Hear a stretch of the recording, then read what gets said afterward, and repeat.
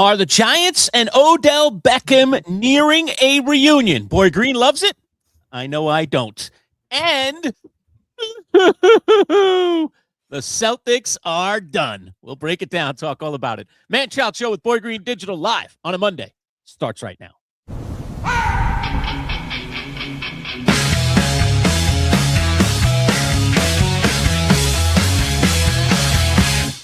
Let's go! It's time for the talk to you. 'Cause Spectrum is born, it's all we're gonna do. And Boy Green is always on the scene. And we're gonna always bring to the live streaming. So get ready, Get ready, 'cause here they come. All right, I'm ready on a Monday. Manchild Show with Boy Green Digital at NC I'm not. Show Digital. You're not? No. Well, that Celtic thing, huh? How come you aren't wearing your Celtics green for today's show? I should. I haven't worn it. Well, actually, I made a bet. I made a bet with one of your Knicks folks, actually, a year ago. So we're in the middle of I'm in the middle of the Knicks Celtics series, and I'm an arrogant son of a gun on my own team. So I said, Yes, you are. come on. So it was probably a combo bet. Now that I think about it, that Chef Kev, who was at our tailgate last year, which was awesome, he'll be at our tailgate again this year. And then there was this as Maniac Madness. congratulations to Chef. That's there you go. 7 seed. Wow. Yeah, that's a huge upset. Yeah, he topped a number 1 seed. So by the way, real quick, for Chef. The best in the business. And no, I had another fan. His name is Scotty Mayhem. I haven't seen him on the channel in a long time. So he made his bet and apparently got out. So good for him. But I honored it. So just because he disappeared from my channel, I honored the bet. But basically he said so some Jet fans are getting annoyed that I would wear Boston gear on Celtics game days on a Jet show. They're like, ugh. It's true. Because just the city of New York and the city of Boston, in terms of the fandom, it's very, very polarizing for sure. So there's very few. Shout out to Jet71. He's another Celtic fan, but Jet fan. So there's very few of us out there in the universe. Got the green and white in common. That's it. And again, a lot of people think that was on purpose. It's some weird coincidence with things going on. So he made a bet. He said, if the Knicks win this series, you can't wear Celtics gear for a year on any basically Boy Green daily that you do. And I'm like, all right. Well, I thought they were going to win. And then he said, if the Knicks win the whole championship at the tailgate, you're wearing this Knicks jersey. And he showed it to me. I'm like, okay, I guess. And obviously the Knicks did not win the championship. However, they did upend the Celtics. So I am on a year ban. I think my year ban actually comes free at some point later this month in May, but no longer necessary, of course, because won't need to. You're eliminated. Another stay of execution here on the exactly. Celtics jersey. So that's why. So why did I not wear it? Well, technically, I am restricted from wearing it for several more weeks. So I have not worn it on any program I've done over the last calendar year. Which, as I was doing some data stuff behind the scenes, we just celebrated on Sunday was the 1,000th episode of Boy Green Daily that I've done, and that's crazy. And so I was looking through numbers and things of that nature. And that's think about how many shows that is of not wearing Celtics gear. So it's a lot. I normally wear Jets gear most of the time anyway. So the Celtics stuff, I normally only pull out during the NBA playoffs because I know the audience doesn't care. If I was of my own, maybe it would come on more often, but I know the fans hate it. So I'm a man of the people. Somebody asked me right now, I'm going to do a little quick math. Somebody asked me one day, and I don't think I ever did the math. I said, oh yeah, I'll do that. And then I never did. How many radio shows did I do, over all the years? So I'm going to ballpark it. Okay. All right. So we got 23 years times 56 weeks in a year, right? Yeah. Right. Do we want to let me just think through this math? Isn't it 52 weeks in a year? Yeah, 52 weeks in a year. Thank you for that. Yeah, yes, it is 52 weeks. 56 cards in a deck, 52 years, right? 56 cards in a deck. Do I have that right? Am I mixing up cards in a deck? And it's 13, 26. Yes. No. God, you've got me thinking. Wait a second. Wait a minute. No, it's 52 cards in a deck, 56 weeks in a year. I had that right. Man, you got me. 52. Wait. How many? No. It's 26. There's 52 weeks in a year. 52 weeks in a year. You're right. 26. And there's also 52 cards in a deck. Where's this 56 number coming from? Lawrence Taylor? Maybe.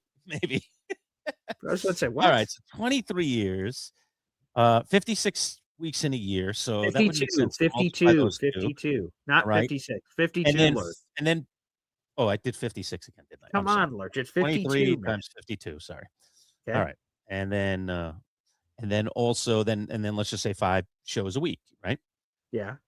So 5 wait a minute, am I that's okay, What forget it. math are you doing, Yeah, man? I'm doing math that doesn't make any sense. Forget it, I've given up, forget it. I'll figure it out later during the break. This is to think that I was once an accountant is really scary. I'm glad I'm That's away from that business concerning. these days. So, okay, Consider me a very good accountant let's back in just the make day. it simple this, Lurch. So you have 5 shows a week.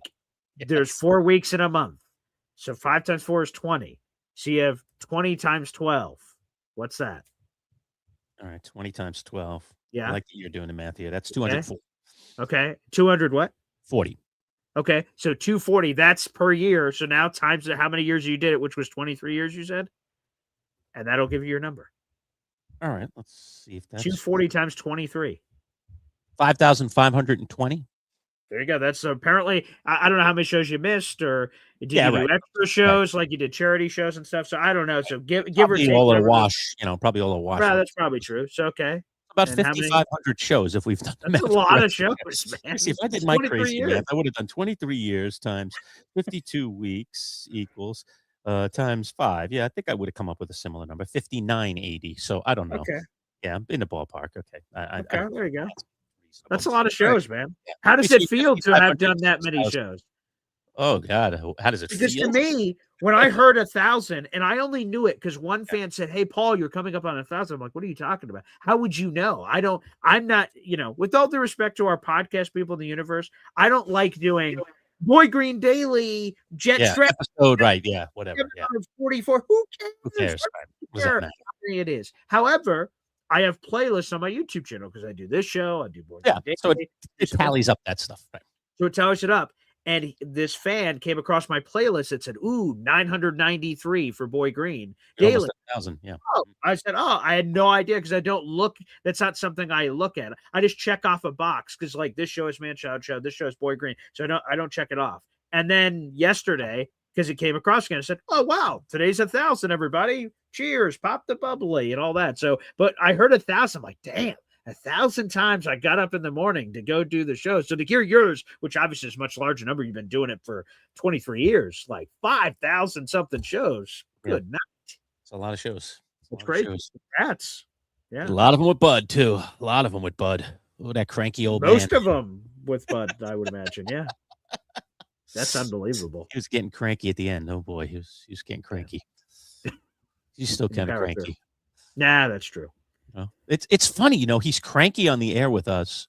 Sure. But then, outside the show, you go boating with the guy or go down to his place. He has a beautiful place down near He the does, lake. Skinny Atlas. Yeah, beautiful. And, he couldn't be a better, less cranky host. So I don't know. I don't know what Oh happens. yeah, I will tell you, he's brought me over to his house several times, and every time I because I don't just drop in on him, I say, "Hey, I'm coming," and then he's like, "Okay," and he puts out deli meats. He rolls out the red carpet. Yeah, he does. He goes out to the store, like he's like, "Wow, Paul is coming. Here are select meats, some cheese." Right, he'll call you up and say, "What drink do you like?" He does. 100%. Do you like I roast beef? How about Swiss cheese? You have a and I love type? roast I mean, beef. he'll really. And I tell him, I'm cleaning him out. No, fix a couple of sandwiches for me for crying out loud. You don't got to. Oh, call good me. for you. But I take full advantage. Oh, when you he do? Says, when he says he comes over, I'm like, "Hey, whatever roast beef you put on this table, I'm walking away with all of it. I'm having 30 sandwiches. So just keep that in mind as we're doing this process." 100%. And I think he really appreciates that. Yeah. That's cool. That's a good landmark. 1,000 shows. That's pretty cool. Yeah. Wow. But I'm like you. I never added them up. I had though. no idea. I've done, Right. nearly 6,000 shows. How would I know? You Yeah. know. Then throw in all the TV stuff I did. I mean, Oh my God. How often did you? What was it? How many shows mine, did that would be almost impossible for me to add up because Friday Night Lights, like segments and stuff too, right? Yeah. Plus, I wasn't like in the regular rotation most of the time I was in TV because I was the executive producer of the sports department. So I, was kind of the primary producer, and I was a fill-in anchor, and then I did a lot of reporting. So, but then my boss, he was there for 20 plus years, maybe 30, and he had a lot of time off. So anytime he was out, I subbed for him. So I did a lot of anchoring when he was out. And then I started doing the Friday night thing every week for the football and the basketball seasons. So yeah, Right, so I'm not sure how you count that sort of stuff. So that I'm not not sure. like radio, not as many as radio for sure.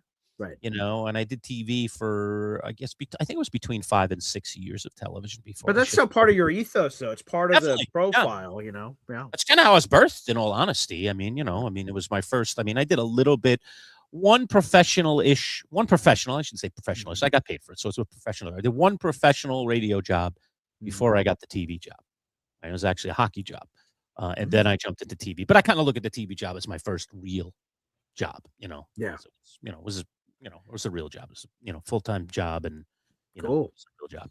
So in that world. And then before that, as we were talking about all this adding, I was an accountant for 7 years. So, a weird kind of accountant. I worked for a defense company in a sealed off plant. Yeah, it was pretty cool. So it's Okay, kind of I didn't know that depth. I just Martin. knew that you did it. Yeah. Yeah.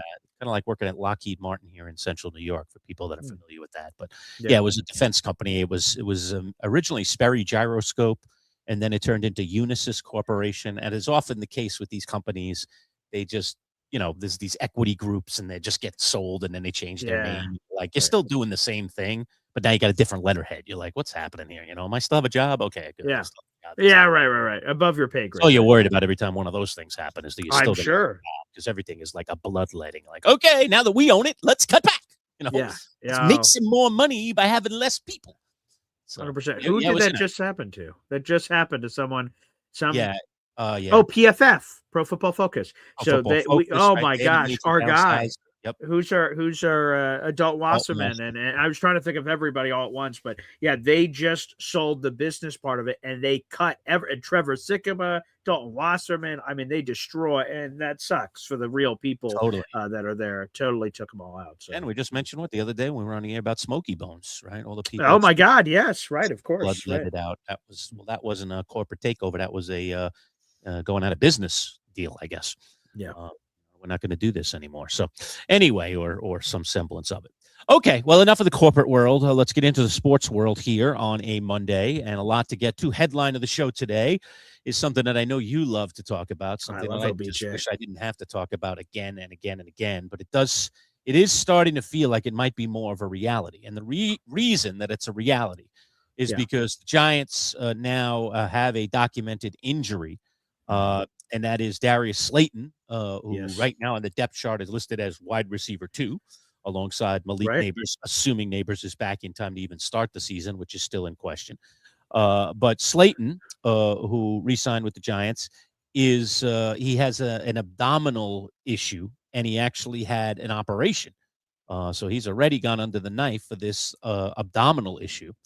And they expect him to be back for training camp, but you've got to have people just in case. And the Giants did, right around the time of the combine, work out Odell Beckham Jr., the former Giant, who's been down an interesting road, didn't even play football last year at all, is still, 34 maybe?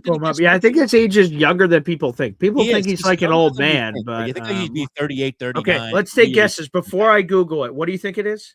34 is my guess. And I might be high. I don't know. Might be high. Let's see. Trying to think of when he was drafted. So what would that be? Yeah, you're the good guy with the draft. You can figure all that nonsense out. I'll call him. I think this is too old. I'm going to say 36, but I think that's too old. I don't think he's that old. But okay, all right, let's see. Let's look it up. He's 33. He turns 34 in November. That's unbelievable. I'm pretty close. Yeah. So he is younger than it seems. People think, right? Yeah. Or people think. And he did work out, and apparently it went pretty well. And John Harbaugh has been a little bit cagey and just saying, like, if everything's right, if it's the right situation. And I think they wanted to get through the draft. They obviously drafted one wide receiver in the draft in Malachi Richardson. And, Malachi Fields. Thank you. I'm sorry. Yes. And so they, the question is, do they need another receiver? But now with Slayton and this abdominal issue, it kind of feels like maybe it does make some sense. So again, listen, when Odell was on all cylinders and catching passes for the Giants, he was phenomenal. I mean, he was on a Hall of Fame trajectory with the New York Football Giants as a receiver. He was breaking records regularly. So I don't begrudge him for any of that. He was a very good football player for the Giants for a number of years. And then, like, I don't know, man, like a light switch went off, okay, or something was flickering, there was a Something clearly mal happened, yeah. the bad connection, and he Yeah. just started kinda getting goofy and getting a little whack, and was frankly embarrassing this organization time and time again with, weird TikTok/YouTube videos and just weird That stuff. one thing in the hotel room, yeah, the Yeah, pizza the and the hotel one, that weird wasn't really powder a hotel room. substance. Yeah. So, it was just wasn't good. Yeah, So Odell went down a bad path off the field, sure. and the Giants, for a bit, stood behind him despite the embarrassment, and then they just got tired of it and said, "Listen, we're done. We're a respectful organization here. We're not doing this anymore," and they sent him out the door, essentially. Uh, Although they signed him to a long-term deal and then sent him out the and then door a sent him few out the months door. later, which screwed up their cap. So it was a Yeah, what the but that was, again, because of his indecisiveness. transgressions. Yeah, I He guess just that's true. he just kept doing more goofy stuff, and they're like, "That's it. I don't care. We paid you or not. You're out of here." Right. And so they traded him, and that was To that. Cleveland. Yep. And then he had a couple of Midfield.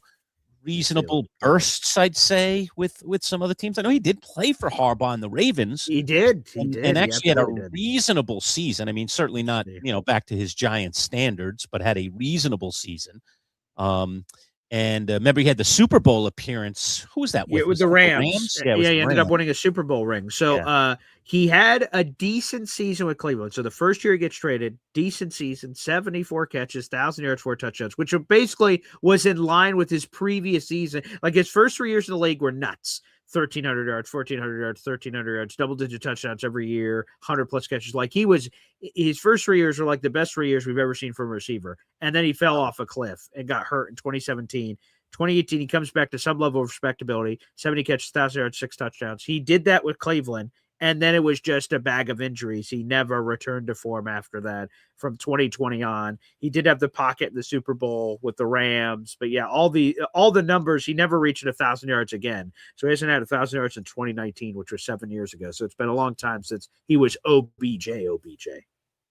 And interestingly enough, talk about full circle moments here, right? So I'm going back to the trade right now, Boy Green, because I was trying to remember. I remember they Okay, got Jabril cool. Peppers, right? The safety. Remember they brought him over from Cleveland. Who And was it you said? Jabril Peppers. Oh, He yes, the came former first came rounder in. out of Michigan. Yep, Yep. Okay. he came and played right away. And then they also got a first and third round pick in the 2019 draft. And I'm bad. just scrolling through this article. To see what they They ended up turned it getting. into Dexter Lawrence. Wow. Full circle moment. And the third rounder was O'Shane Ximenez, that guy with the X that has the weird name. Oh, X, right.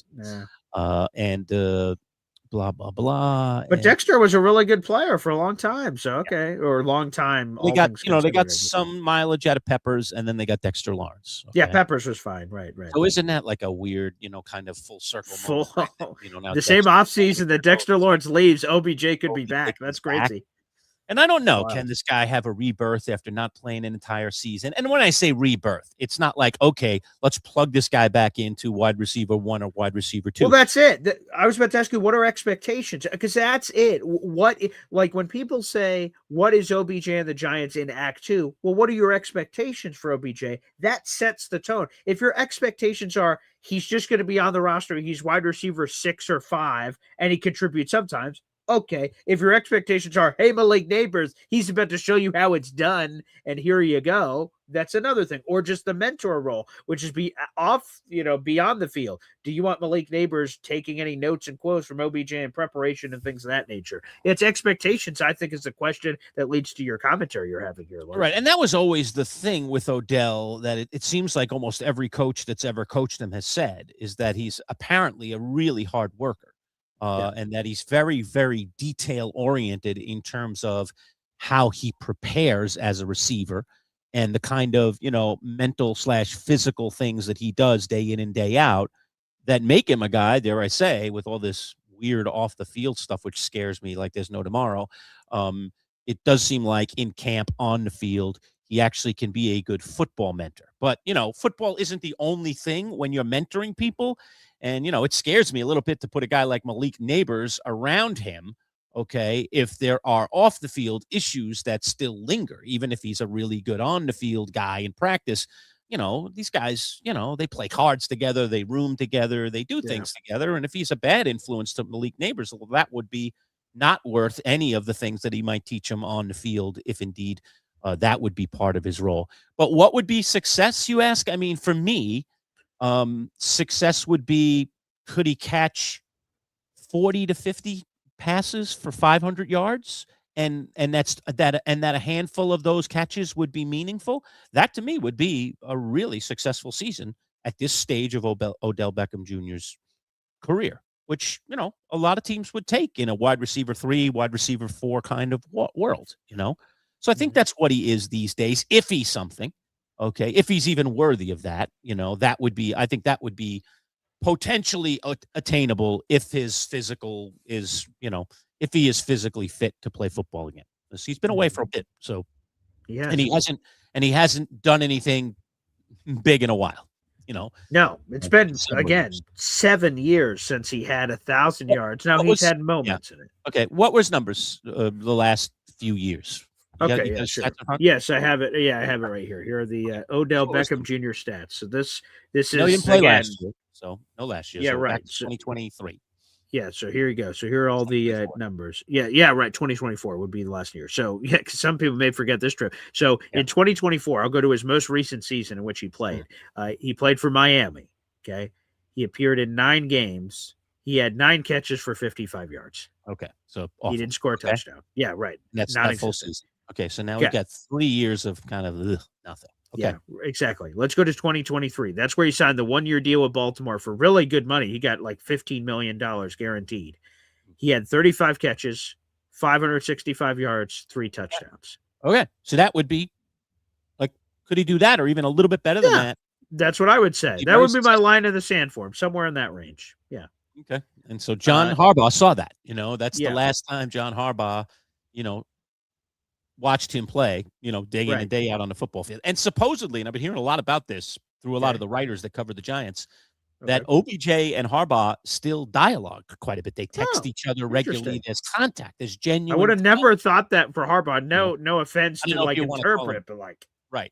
I don't know if you want to call them friends, but they are certainly acquaintances that, professional acquaintances. Let's put it that way. Yeah, okay. That's what the heck they're texting each other about. I don't know. But I would be very curious to be a fly on the wall for that. They seem to be a fan of each other a bit anyway. That's nice. That's important. And 2022, Beckham didn't play. He didn't sign that entire year. So he just sat out of football. Wow, another football sat out. Wow, that's amazing. Yeah. Okay, so in the last and then the year prior to that, he was on the Rams.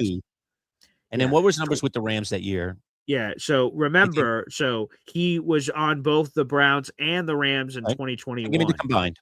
Yeah, so the combined numbers are, and this does not include playoffs. This does not include whatever OBJ contributed during the postseason. But it's 44 catches, 500 yards, 537 yards, and 5 touchdowns. So see, we're back to where I said if he could do that, those 2 seasons that were in that pile of garbage, including didn't play at all, and played for Miami barely. Okay, so 3 of the last 5 years are a complete disaster. 2 of the last 5 years are exactly what I would want for what he is. Guy if he could come to the Giants. And I agree, and be given a reasonable amount of playing time. Right. So I don't know. Are you willing to essentially take the old wheel and spin it one more time? And that's where my line is as well. If someone said, "Hey," right. With expectations, I'd say somewhere in the ballpark of 40 plus catches, 400 to 600 yards, and touchdowns are hard. Like, he's really good in the red zone, but I don't know what he is anymore. And when you're in the red zone, it's not by accident you go to someone. You're targeting someone. You were saying, "Hey, here's our plan. We're looking at the play. OBJ one-on-one." Like, how often am I doing? I don't know, 3 touchdowns or something. Like, that's sort of the line. He's a wide receiver 4, wide receiver 3 if you have an injury. Yeah, that's where it is. Yeah, best case scenario. Scenario. Right. Maybe he's surprised he's better than that, but my expectations wouldn't be above that, certainly. No. No. And there's some nostalgia, Lurch. Come on, sell the jerseys. Bring the 13s back out. Come on. There's some juice there. There's some hoopla, I'm trying to get excited about the future, not the past. That's the thing with Giant fans. But you get the past and present, right? Him being with Jackson Dart, that's going to be like a what the? He was catching passes from Eli Manning. Now he's catching passes from Jackson Dart. It's going to be a bizarro what the kind of world. I mean, it's crazy. Okay, well, hey, it is what it is, as they say, but still, Absolutely. nonetheless, it So is. it's possible. By the way, it's not official yet. So if people are just Yes. listening to No, this, it's not. No, he it's not. hasn't signed. He did do a workout, which again, that's a first step of legitimacy. That it's more than just a passing rumor. So they worked him out, but nothing's official yet at all. But Darius Slayton did have core muscle surgery. It sounds like he's going to be out the entire spring.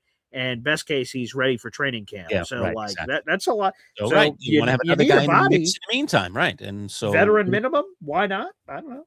yeah. So it's starting to look like it might happen, so we'll see. It's 13 gonna be Get back with it. in blue. There was one other piece of news out of Giants camp before we move on to some other things I wanna talk Yes. about, including the NBA playoffs, and that is, Deonte Banks, the much Corner. maligned corner for the Giants, aka Tay Banks. Okay, the Giants did not or are not picking up his 5th-year option. So they're declining So, his 5th-year option. so correct, they're declining the 5th-year option, which would be next year's contract. Correct. So at the end of this season, he can do whatever he He's wants. set to be a free agent. He does go out and have a good season for the Giants. Maybe he can strike a new deal with the Giants, but if not, he's set to be a free agent. So the Giants are not going to go down that road with Tay Banks. He just has not gotten it done. So there you go. Smallest violin in the world. Right. They don't want to give him that guarantee. That stinks. And all that, yeah. Which you don't want to. If you draft the first round pick, you know that a 5th year is built into it, and to decline it is that means it didn't go well enough. So that stinks. And I'm pretty sure that was a Gettleman pick. If you want to double check that, but I think that was a Gettleman pick. I'm trying to remember. That was again another. I think that was another trade down situation for the Giants. Of course, we know Kadarius Toney was a Gettleman pick. Now, was he the last bad Gettleman pick, or was Tay Banks? No. So yeah, this is well past him. Yeah, it's got to be Shane because Gettleman's last year with the Giants was in 2021. So is what it has on here. Deonte Banks was a 2023 pick, so 2 years later. Okay, all right. So it's a Joe Shane pick. So it's not a good Joe Shane pick. Adding them up, we got Evan Neal. We got Tay Banks. Both of those guys, by the way, 1st-round picks. Okay, and we know how high Neal was. And they did pick up. No, wait. I want to make sure I don't conflate my ears. Oh, yeah, that was long decided, so never mind. I was going to say Kayvon Thibodeau, but that 5th-year option obviously was picked up because he's in his 5th-year option right now. Yes, and I think wasn't that Banks pick off of the good Dable year? So they were low in the 1st round that year. Correct. That would have been the 2nd year. Correct. Yeah, that was in the 20s pick. So the Giants did not have a very high pick that year. So Tay Banks wasn't a high 1st rounder, but nonetheless, he was still a 1st rounder and one of the first couple of corners off the board. So, the Giants missed on that. They chose unwisely, as we say, right? Unwisely. They took him, 24th overall. So let me just take a peek. I just love doing this. Let me just take a peek at who did they pass on? Who did the Giants pass on? So they took Deonte Banks. I hate doing this. Okay. All right, let me see. All right, well, good news, right? That I'm scrolling a little bit and I'm not seeing an immediate name. That's a good sign. Good. Okay. Nobody's like, oh, man. Okay, so here's one that was pretty good. Sam Laporta was taken a few picks later by the Detroit Lions. He's been a really good tight end. So that's that. But I'm looking through. See, there's not immediate. Normally you fear a Hall of Famer's immediately the next pick. You're like, ah. Right. Yeah, exactly. Brian Branch has been really good for the Detroit Lions. He went a few picks later in the 2nd round. So, okay. I'm circling through. Lurch, you're safe. I mean, Rashee Rice has been really good, but let's be honest, there's been a lot of beyond the field issues with that young man. So no, and now I'm already in the 3rd round. So look, you Lurch, you didn't blow it. So it doesn't look like completely blood. That's a good way to put it. Boy, that doesn't sound like a good draft. Whew. Okay. No, anyway, so we'll see. He's on the roster this year theoretically, unless he gets cut, and then, this will be a prove-it year for him with the Giants and whether or not he's going to stick around or not. So, hey, if did you guys, so I'm going to have to double check this, but I think I remember this. The Giants declined the 5th-year option, Daniel Jones, and then he had the year, and then they went, crap, now we have to do something, if I remember that correctly. Is that right? I think that's right. So I will double check that. Was the Giants decline Jones's 5th-year option and then sign him? Yes, they declined the 5th-year option. So again, this is the risk, right? So this is what's about to happen with Banks. So the Giants declined the 5th-year option. Daniel Jones is not proven enough to get paid that kind of money. Decline, which again, you're making this decision 3 years in, which means if you accept this contract in any given year, you control that player for 2 more years. If you decline it, you only control him for 1 more year. They decline on Daniel Jones. He has his career year, and Giants are like, geez, all right, we franchise tag him because he became a free agent sooner, and then obviously that caused the whole Saquon Barkley thing to the Eagles. So if Tay Banks, you decline it, the motivation's on. If he balls out, now the Giants have to make a decision: do we franchise tag this guy? Do we let him go? And that's where the conversation goes. Yeah. Okay. Well, there you go. All right. So just a little bit on Odell and the Giants, and we'll see where it goes. Like I said, like Boy Green said, nothing official at this point, but it's a story, probably more for nostalgia than anything else. And the Giants may have a need here with Slayton having this core issue and having to get an operation again. Expected back for camp, but those things are tricky. It's a lot of months. So, you don't know. And that's a little scary because Neighbors is still very, very questionable as to when he returns. I mean, I don't think there's a lot of doubt that he returns this season, but is he ready for game 1? Is he not ready until a few weeks into the season? Is he get a piece of training camp in? Is he available for all of training camp? It seems like that's a little more of a long shot. So, but if you don't have your number 1 and the guy at this point, Slayton, your number 2, has just undergone surgery, and while he's expected back, and how much can you depend on him? All right, now we're down to number 3. Is suddenly Malachi Fields, number 1 here? Like, that's not a good situation for the Giants. So, it may not be the worst idea in the world to have a little insurance policy or a temporary fix. And could Odell be that? And the one thing I would say about Odell, and I remember when I know you are a huge Boy Green, you're a huge Terrell Owens fan. T.O. Over the years, we've spent a lot of time talking about T.O. and his crazy hijinks off the field, and T.O.'s a whole world. Like he's getting his T.O. autograph book out of here or something. I definitely have a T.O. book back here. All right, I'm going to look for it. I can hear you. Keep going. All right, so he's looking for his T.O. book. But Boy Green, excuse me, is a crazy T.O. lover. And him and I, over the years in the radio, going back to the radio days, had a lot of, back and forths, let's just say, friendly back and forths, where, again, a guy like T.O. to me just wasn't at there came a point at which T.O. just wasn't worth the trouble anymore. And I think, him and Beckham have some similarities while they are two very different people. And the one thing is, as T.O. continued, now T.O. was older, I believe, when he was still wanting employment in the NFL. But he was doing these workouts, he kept posting videos on his social media channels of him, running routes and making incredible catches. And you were just like, damn, and he was racing against people, right? Didn't he race against somebody? Something right. He ran a 40-yard dash that appeared. I don't know if the stopwatch was the stopwatch for the video, but he ran a 4.4 or something. You're like at 37 or whatever he was. You're like, what? T.O. was trying to fan the flames of, it seemed to be working. I can still play. Somebody should hire me to continue to play football. Now T.O. is older, but there have been some videos out on Beckham and some the flag football event, right? Yeah, and that flag football event is a good example of it. And the one thing about Beckham, and again, just like T.O., when you go back and look at those T.O. videos, you're like, damn, maybe I should sign this guy. Right. Help, it's still T.O. after all. And Beckham it's the same thing. You watch him play, whether it's that flag football or other videos that he's put out of him working out with people. And he's making all these one-handed catches. His hands are like glue. He just has that. We saw the unbelievable catch that kind of started the whole thing of one-handed catches are just now becoming a thing, become a thing in the NFL where a lot of receivers out there can do the one-handed catch. But he kind of almost was the instigator, the initiator of that with that phenomenal catch for a touchdown for the Giants all those years ago.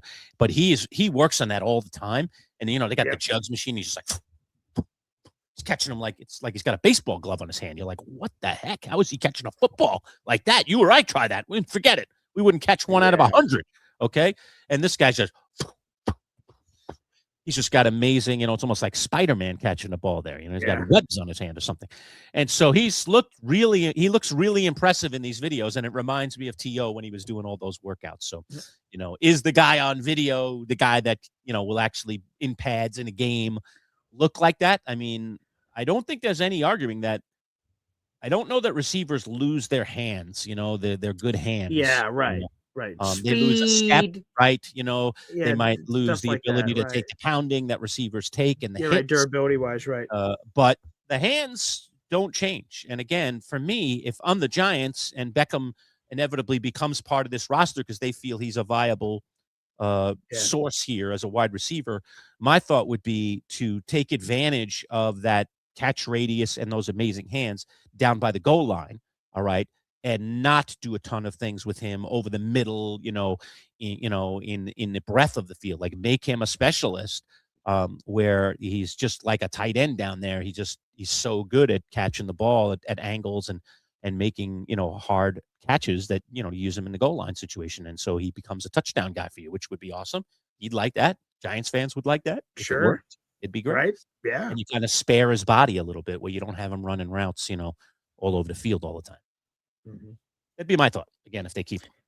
Yeah, but I love that you brought Right. that up because, like, I had not thought about that in a while, the T.O. workout videos that he kept trying to do, and you talk to the right, this is, on a level of what I'm about to say is on a more serious subject, but we talk about the relationship between, the athlete and the reporter and the source and trading information, right? So T.O. goes to his favorite. I'm sure, I don't know if it was at the time, but right, he goes to Ian Rapport. Here's my workout video. You want to send this out to the people and let me know I'm available? And he uses his ability to get that out. And then Rappaport later says, hey, when you decide to sign with this team or this team, you scratch my back, I scratch your back. There's a little back and forth. There's a little what's the terminology for that? I don't know if that's Latin. What's the language for that, Larch? There's some word for it. Like, I do something for you, you do something for me. There's a Not sure. Ah, it escapes me. It'll randomly hit me later, I'm sure. But so I'm thinking about it, whatever that word is. But so you have that sort of thing. So the reporter helps out T.O. build some hype, right? If he sent that to Schefter, back in the day, and said, "Hey, Shefty, hook me up." People are going crazy, and we're talking about on shows. Oh man, did you see T.O.? He was running on the Right. field, Right, man. right. They should do it. Public pressure. Hey, Buffalo, Cincinnati team, you should be signing this guy. He's out there. Give him a Yeah. try. What do you have to lose? And that's what should be happening. Gotcha. All right, look, I want to get to a lot of other things today, so I think we've flushed the Beckham thing, and we'll see what happens. Yeah. But it's definitely a possibility for the Giants now. And it was, but now maybe with the Slayton injury, does it come to the forefront a little bit more? Do the Giants finally make a decision on this front? Is it worth it having an extra body, especially considering what I think it will cost them, which shouldn't be a lot. I think Yeah. this guy's just looking more for an opportunity than he is looking for a massive paycheck. So, what is the going rate for a guy like Odell? And then how, Yes. if he were to make this roster, how would the Giants utilize him? I think these are all questions to be answered. And if he gets signed, then we'll probe and prod into that a little bit. Before we go out to break here, by the way, we are presented today by Northeast Roofing Professionals, nerpcny.com. Today's video brought to you by our friends at Box Drop Syracuse. Boy Green, I was just at Box Drop. It was on Saturday. I stopped in there to see Paul. Of course, it's Paul and only Paul because he's doing everything. He actually had the lovely in with me, and we were laying on some mattresses because we're closing in on a mattress purchase. Are you doing Out some stuff. The split. Oh, no. Are you doing I don't know how close she It's the is, sign here. but I'm putting on a crown. Are you getting a certain? Oh, am I going king size? Well, I mean, I wasn't going to say the word, but yes, It's possible. Yeah, it's possible. Yeah, we're okay. still I think discussing, because here's the thing, measuring and all that kind of stuff. she's definitely not watching the show. She does. I guess I've ruined Yeah, she's not. everything. No, she's not watching. But I don't think she is. My fiance. I'm Oh. thinking of well, I don't know if Pat is, but no, I'm Oh, fairly certain. I'm talking about my fiance. She's like Okay. watching the kids upstairs. Okay. I'm thinking of this week because Mother's Day is coming up, and we'll talk about that later, I'm sure, throughout the week on the show. For one way that you can give a shout out. Do I slide into Paul just knock? I think the store's not just open all the time. You got to do your appointments and stuff. But I kind of say, hey, Paul, you may want to be around 3:00, and then whatever day that is. And I just swing by and say, hey, here's what I'm thinking. Do I start the process of going king me and do that and get her involved for Mother's Day in the card or something? She opens up the card and sees there's a stub for like, hey, we have an appointment scheduled for us to both see. Because I'm sure, like, if I just went and bought one and she didn't like it, the hell would Yeah. terrible things would happen. Hey, So she's got to instead, try it. so include try it. her. So like say, hey, she's like, what's this? I'm like, well, we have an appointment next week with Paul, and we're gonna pick one out that you want. And then she goes, Yeah. oh my god, this is terrific. So I'm thinking about doing that maybe this week. That's been in my head. I'll tell you what worked out well for me Lay it on because me. I knew I wanted to drag her in there. Sure. Because I had tried them all out and I was like, "Ooh, I like this one. Ooh, I like this. There's a couple I like." Yeah, sure. And I did like the idea not only of the king as you're talking about, but I like the idea of the split adjustable because she I thought always about puts that. the bed Yeah. down. It drives me crazy. But I don't know. Because there's only certain mattresses come in the split adjustable, and then I also don't like that you can get them this way, and Paul might have one or two that you can do this way, but that's not really ideal where literally, you have a divide right down the center of the bed, and then the whole bed is each side is fully adjustable, feet and head. All right, which is I have a fully adjustable in my bedroom now, but it's not a split adjustable, so the whole top. Oh, goes so up, if the whole you're bottom. going up, you're both going We're up. all If going you're up. going down, you're And, going and down. this is the worst of it for me. All right, sorry to get into mattress talk here, folks. No, that's but, all right. Okay. That's the worst of it for me because she hates it moved. She just wants it flat all the time. And I'm like, why do we get this adjustable bed if you Well, want it that's flat all also the time? true. I love getting up here when I'm watching a little TV. Sometimes I like to get my legs up. It kind of relieves the pressure in your low back. Try it someday, folks. Just go to one of those mattress stores and just put just bring the legs up and just stay flat on your head. You're going to be like, wow, whoa, it takes the tension right out of your back. Really? That's always Wow. nice every once in a while, too, when Okay. you've just been laying around for a while. Maybe you're sick or something and you've been laying in bed Okay. for a while.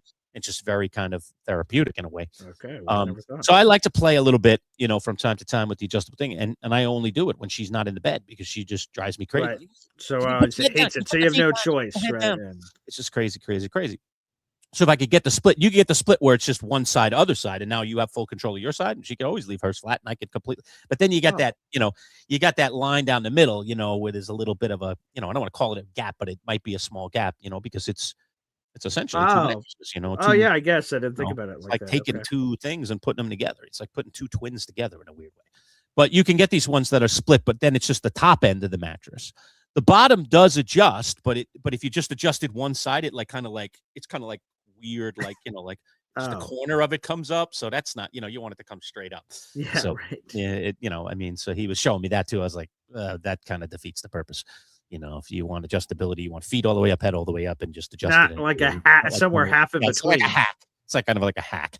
But the top is fully adjustable, and you could go Oh. either or. She could be flat. You could come up as much as you want, and Okay. unaffected is the other side. So that's not too bad. But anyway, looking at all that crazy stuff. But here was the good thing. Back to my story about getting her in there was I had tried a couple and liked a couple, and I'm just like, I hope she likes the same ones because we're not always in agreement with these things, and this is what makes it so hard, having a significant other and sharing a bed is, you don't always love the same things. And she got on all the beds, and the two that she picked are the same two that I like. Oh, So now we're nice. down to, all right, no matter what, I'm getting a bed that I like. I'm getting a mattress that I like. Now the question is, do I go king size and which way? Okay, real quick, just because we're in the mattress talk, did you influence her? Like, so you tried out two, and you're like, oh yeah, baby, please pick these two. Did you like, hey, these are all great. Wow, I mean, these are right here. Do you do it, or did she come to that conclusion on her own? Conclusion, yeah. And I did see, not influence that's her at all. more rewarding, Lurch. That Yes. she found it organically. She found the ones that you wanted, and you didn't have to strong arm her into it. That's beautiful. And you I know like how that. Paul has the store set up. I mean, he has the store set up really efficiently. I have not been there. Not like this Yeah. fancy retail store. Yeah. Oh, you haven't been in the store? I don't think so. No. Oh, wow, you haven't been Maybe to the I guess store. maybe once together Maybe we once. went. I think we Yeah. did go together once. I think once, but no, I haven't been there besides that. No. But it's not a fancy retail store, folks. For anybody that wants to go over and service Box Drop, who are great people. Paul's fantastic. But he has them basically, from the least expensive mattress, and it just works your way all the way up to the most expensive mattress. And one of the things that he does with his clients that I really, really love is he doesn't just put them on the nicest bed first, which is what a lot of the retail stores do. Try this out. That's $10,000. You're like, holy camale. Yeah. Okay, let's try out a mattress that I actually can afford. He takes them all the way down to the beginning and says, let's start here and let's just see what you like as we go up, and then he says, this one is, $100. And I like that it's set up that way. and then he just walks you down. Well, what I did with Pat is, I started about halfway up the line, because I wasn't interested in an inexpensive mattress because this is something I'm going to sleep on theoretically every night. And so we started somewhere in the middle, and then I just said, well, why don't you try this one? What do you think of that? Try this one. And she just moved her way across. And then once she got through them, and she said, I think this and this. I said, all right, let's do it again. Let's try these 4 again. Yeah, right. We kind of narrowed the band a little bit. So you did the glasses thing. You go to the doctor, number 2 or number 3? Yeah, right. There you go. Yeah, it's number 1 or number 4? Same. Looks about the same. A little better. All right, back to 2 and 5. Two. Like, are you just tricking me? Are you just putting the same thing up there? Like sometimes like, no that different. Is very You're trying to trick me. But especially for mattresses, right? You don't want to have like an immediate, like you just lay on it and go, oh yeah, this is good. Like for me, like when we do this king thing, like I want to make sure it's right, because like if I just try to make a passing judgment off being on there for a second, Absolutely. and I'm not telling the difference between mattress 1 and mattress 7, then we get home like, oh, I hate this. It's too late. Rubber has met road. Yes. So you got to really be sure. And I like that I went in advance, so smart. She didn't know what I was thinking. I didn't have to get on with her together and be like, "Ooh, what do you think?" Again. You already knew. You were decisive. You went. I was already knew where I was stood, and I was just like, "Let's see. Come on, man. Do me a favor, Lord. Get me." Did you do a prayer before you got in? A little blessed be He, and okay. Some way she did pick the same thing as me. So I was like, "Wow, we have something in common. I guess there is a reason we're together." So anyway, but yeah. So I'm closing in on a purchase with Paul. And it sounds like you might be for Mother's Day. That'd be great. Yeah, but I would absolutely take her there and let her talk. Yeah, because I feel like that would be a massive mistake. That's how the Mother's Day immediately flips. I just made a decision. But here's the thing I don't understand. Now we're into women here, Lurch. But like, so I've heard from some women that they want you to just take control and do it. And I'm like, don't ask me, do you want to go here or there? You just make decision. We're going to this restaurant. I'm taking you there at 6:00. And then you go to the restaurant, they complain. And if I don't pick anything, and then it's a back and forth, hey, where do you want to go to dinner tonight? Well, I don't know. Okay, let me throw. What about Mexican? Do you want Mexican? No, I don't. All right, what about some hibachi, perhaps? Hibachi? No. And then like that, what the hell? You're not making the decision on your own. I'm trying to float some options. You're declining all those. Like, what in the world? It's unbelievable. Jamie throwing out the insults this morning. Manchild needs a new mattress so he can cry into it when the Knicks Lord. Excuse me, Jamie. Maybe you should be talking about my partner here crying about. Hey, whoa! I didn't even say anything, man. No, he's the one already in tears. I am in tears. It's brutal. But let me clarify. There's another one here. Okay, yeah. Let me throw up this comment from Jamie. Okay, so Derby was awesome. Boy Green. Let's talk about the Derby in a couple minutes. Yeah. I'm really focusing on the middle of what he just said here. So no, Derby we'll talk about later, and Matt from Auburn will talk about that situation later. But the middle of this, Paul, I'm going to root. You should root for the Sixers. Let me make this abundantly clear.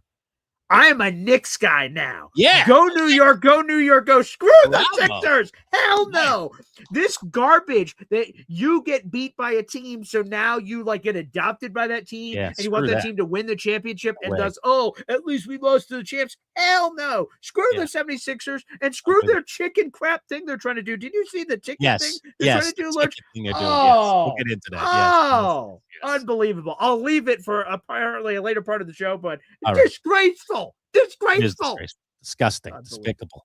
But no, I'm not a Sixers guy now. I'm a Knicks guy. Go New York, go win the championship. It's been too damn long. Let's go. Before we go out to break, I do want to bring up a sad thing that happened this morning, and it's already been mentioned in the comments, and that is the passing of John Sterling, the longtime Yankee voice. John Sterling, I mean, I've got the numbers here. John Sterling, 87 years young as he passed. We know in recent years there was some health issues, and he was trying to hang in there and continue to do Yankee games, and then eventually had to bow out. He was the Yankee announcer since 1989 and did call games before then, but he's really become known as kind of the voice of the Yankees. 36 years with the Yankees. We were talking about shows earlier today. John Sterling has called as many Yankee games as I've done radio shows, because the final tally for Sterling is 5,631 games. All right. In those games, 8 World Series that he called, including 5 wins by the Yankees in World Series.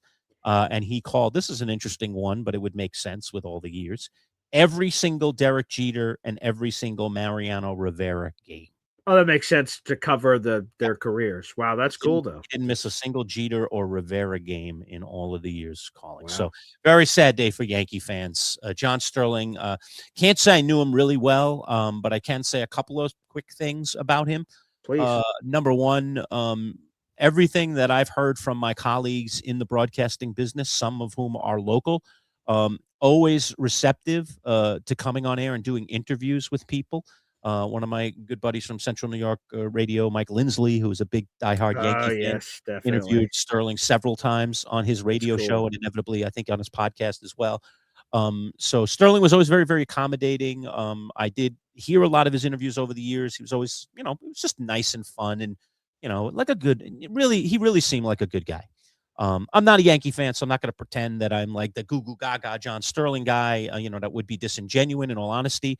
I was never a huge fan of the boisterous, insane calls, which you're going to hear on a call that we have here in a Yep. second. Yeah. But I know Yankee fans did love him, and with good reason. And I think maybe if he was the Mets guy, I probably would have loved him. Sure. But I absolutely respected him, and I'm absolutely sad today that we've lost one of the legends in our business, in the broadcasting business, a guy that called, over 5,600 Yankee games alone. It's crazy. Yeah. And he called a lot of history. I mean, that's one of the things with the Yankees. It's what makes the Yankee fan, I suppose, so unique. As much as I don't like them, one of the things that's very unique about the Yankee fan is that Yankee baseball has had a tremendous history with more championships, as we know, than any other team in baseball. And John Sterling, as I mentioned, 8 World Series calls and 5 World Series wins for the Yankees. So yeah, Paul, I asked Paul if he could dig up a vintage Sterling call. So this is from, I think, the ALCS one year, and it's a Bernie Williams home run call. Take a listen. There you go, vintage Sterling. The Texera, for a piece of my, let me make this very, very clear. I hate the Yankees, but I respect John Sterling and the legacy and all that. I'm sure, again, everything you said, if I was a Yankee fan, I'm sure I would eat all that kind of stuff up. For a brief period of my life, I worked the behind the scenes of St. Yankees games. And in those cases, I'm just broadcasting a game. I'm not talking to John, obviously. We're one of many networks that they're sending the Yankees game to across the country. So it's not like Syracuse Mets games. I'm talking to the people. We are constant in communication throughout the radio broadcast behind the scenes of pushing buttons, levers, changing levels, all that kind of stuff. In my case, we're an affiliate when I did the Yankees games and stuff. But so I got to hear plenty of John Sterling in my life. And, he had a passion for it. You talked about we talk about some players like not Iron Man streaks, right? Like Eli Manning, Brett Favre. We go through those guys. Like, think about all the things in your life of broadcast streaks, especially in baseball, where you got 1,000 billion games with playoffs, regular season, all this stuff. And to have the track record he does. And absolutely, again, despite the fact I'm not a Yankees guy, how can you not possibly tip the cap to a legend? So I was incredibly sad to see that this morning. There's actually a John Sterling tip of the cap in the middle of our show, but I wasn't, and I don't think that person was either, was aware of the news that came out shortly thereafter. So very sad news, and my heart's out to his family. Hey, if you can for a moment here, as I finish up talking about John Sterling. So Craig CF Mechanics threw up a Thriller by Godzilla, and I know exactly what he's talking about. Boy Green, just Google up. Yeah, it's Hideki Matsui, the former Yankee hitter. And he was from Japan, and he had a number of classic calls where that became one of his pet calls for Matsui, Hideki Matsui. And that's exactly what he's talking about. So if we can find one real quick for you, Craig, we'll play it before we go out to break. But as baseball pitchers do walking off the field, tip of the cap for John Sterling. That's when, pitchers walk off the field and the fans are giving him a hand. That's the proper protocol that a pitcher tips their cap. So we tip our cap this morning to John Sterling, a legend in the broadcasting world. And whether you're a Yankee fan or not, his longevity, his uniqueness, and so many of the things that he represented for Yankee fans, including, of course, you heard it in that Bernie Williams, Yankees win, that whole thing, became a staple of Yankee lore, and it is as much a part of Yankee lore as, I hate to say it, as the players are. My old colleague Bud Poliquin used to say, he never believed, and I think he still feels this way. Today, maybe I'll ask him in our interview with him tonight, because we're going to talk with Bud. We usually talk with Bud on Monday nights. Bud always said suits and guys with suits and ties don't belong in the Hall of Fame. The only ones that belong in the Hall of Fame are the players. Bud always believed that the Hall of Fame was just for the players, and it shouldn't be for announcers. It shouldn't be for front office people. I think a manager was okay, because managers do wear uniforms and they're in the dugouts. I think Bud's okay with managers being in the Hall of Fame, but he never loved the idea of suits and front office people and announcers being in the Hall of Fame. And I have a very good friend, Bob Wolf, God rest Bob's soul, is no longer with us, who I interned for down at News 12 on Long Island, who used to call Knick games many, many years ago. Bob Wolf also called Washington Senators games going back in the day. And Bob Wolf was a Ford Frick Award winner, and the Frick Award is given to a baseball announcer every year, and that announcer gets inducted into the Baseball Hall of Fame through the Ford Frick thing. And there is a little area in the Hall of Fame where the Ford Frick Award winners are, and where you see all the names of these famous announcers, and Bob is one of them, I suppose primarily for his work with the Washington Senators all those years ago. So I don't think that Sterling is in the Hall of Fame. I'll have to double check that, but I would think that at some point he should be in, regardless, again, whether you're a Yankee fan or not, whether you loved all the antics. He certainly still has a place in Yankee lore. And a lot of those calls, as superfluous as they were, are staples in people's minds. So good for you, Yankee fans, to celebrate, and you should celebrate the life of John Sterling. Good guy in this business. Any luck on Thriller by Godzilla Boy Green? Yeah, I'm listening through clips. The quality of some of the ones I'm finding aren't good. All right, so. Again, maybe for another day.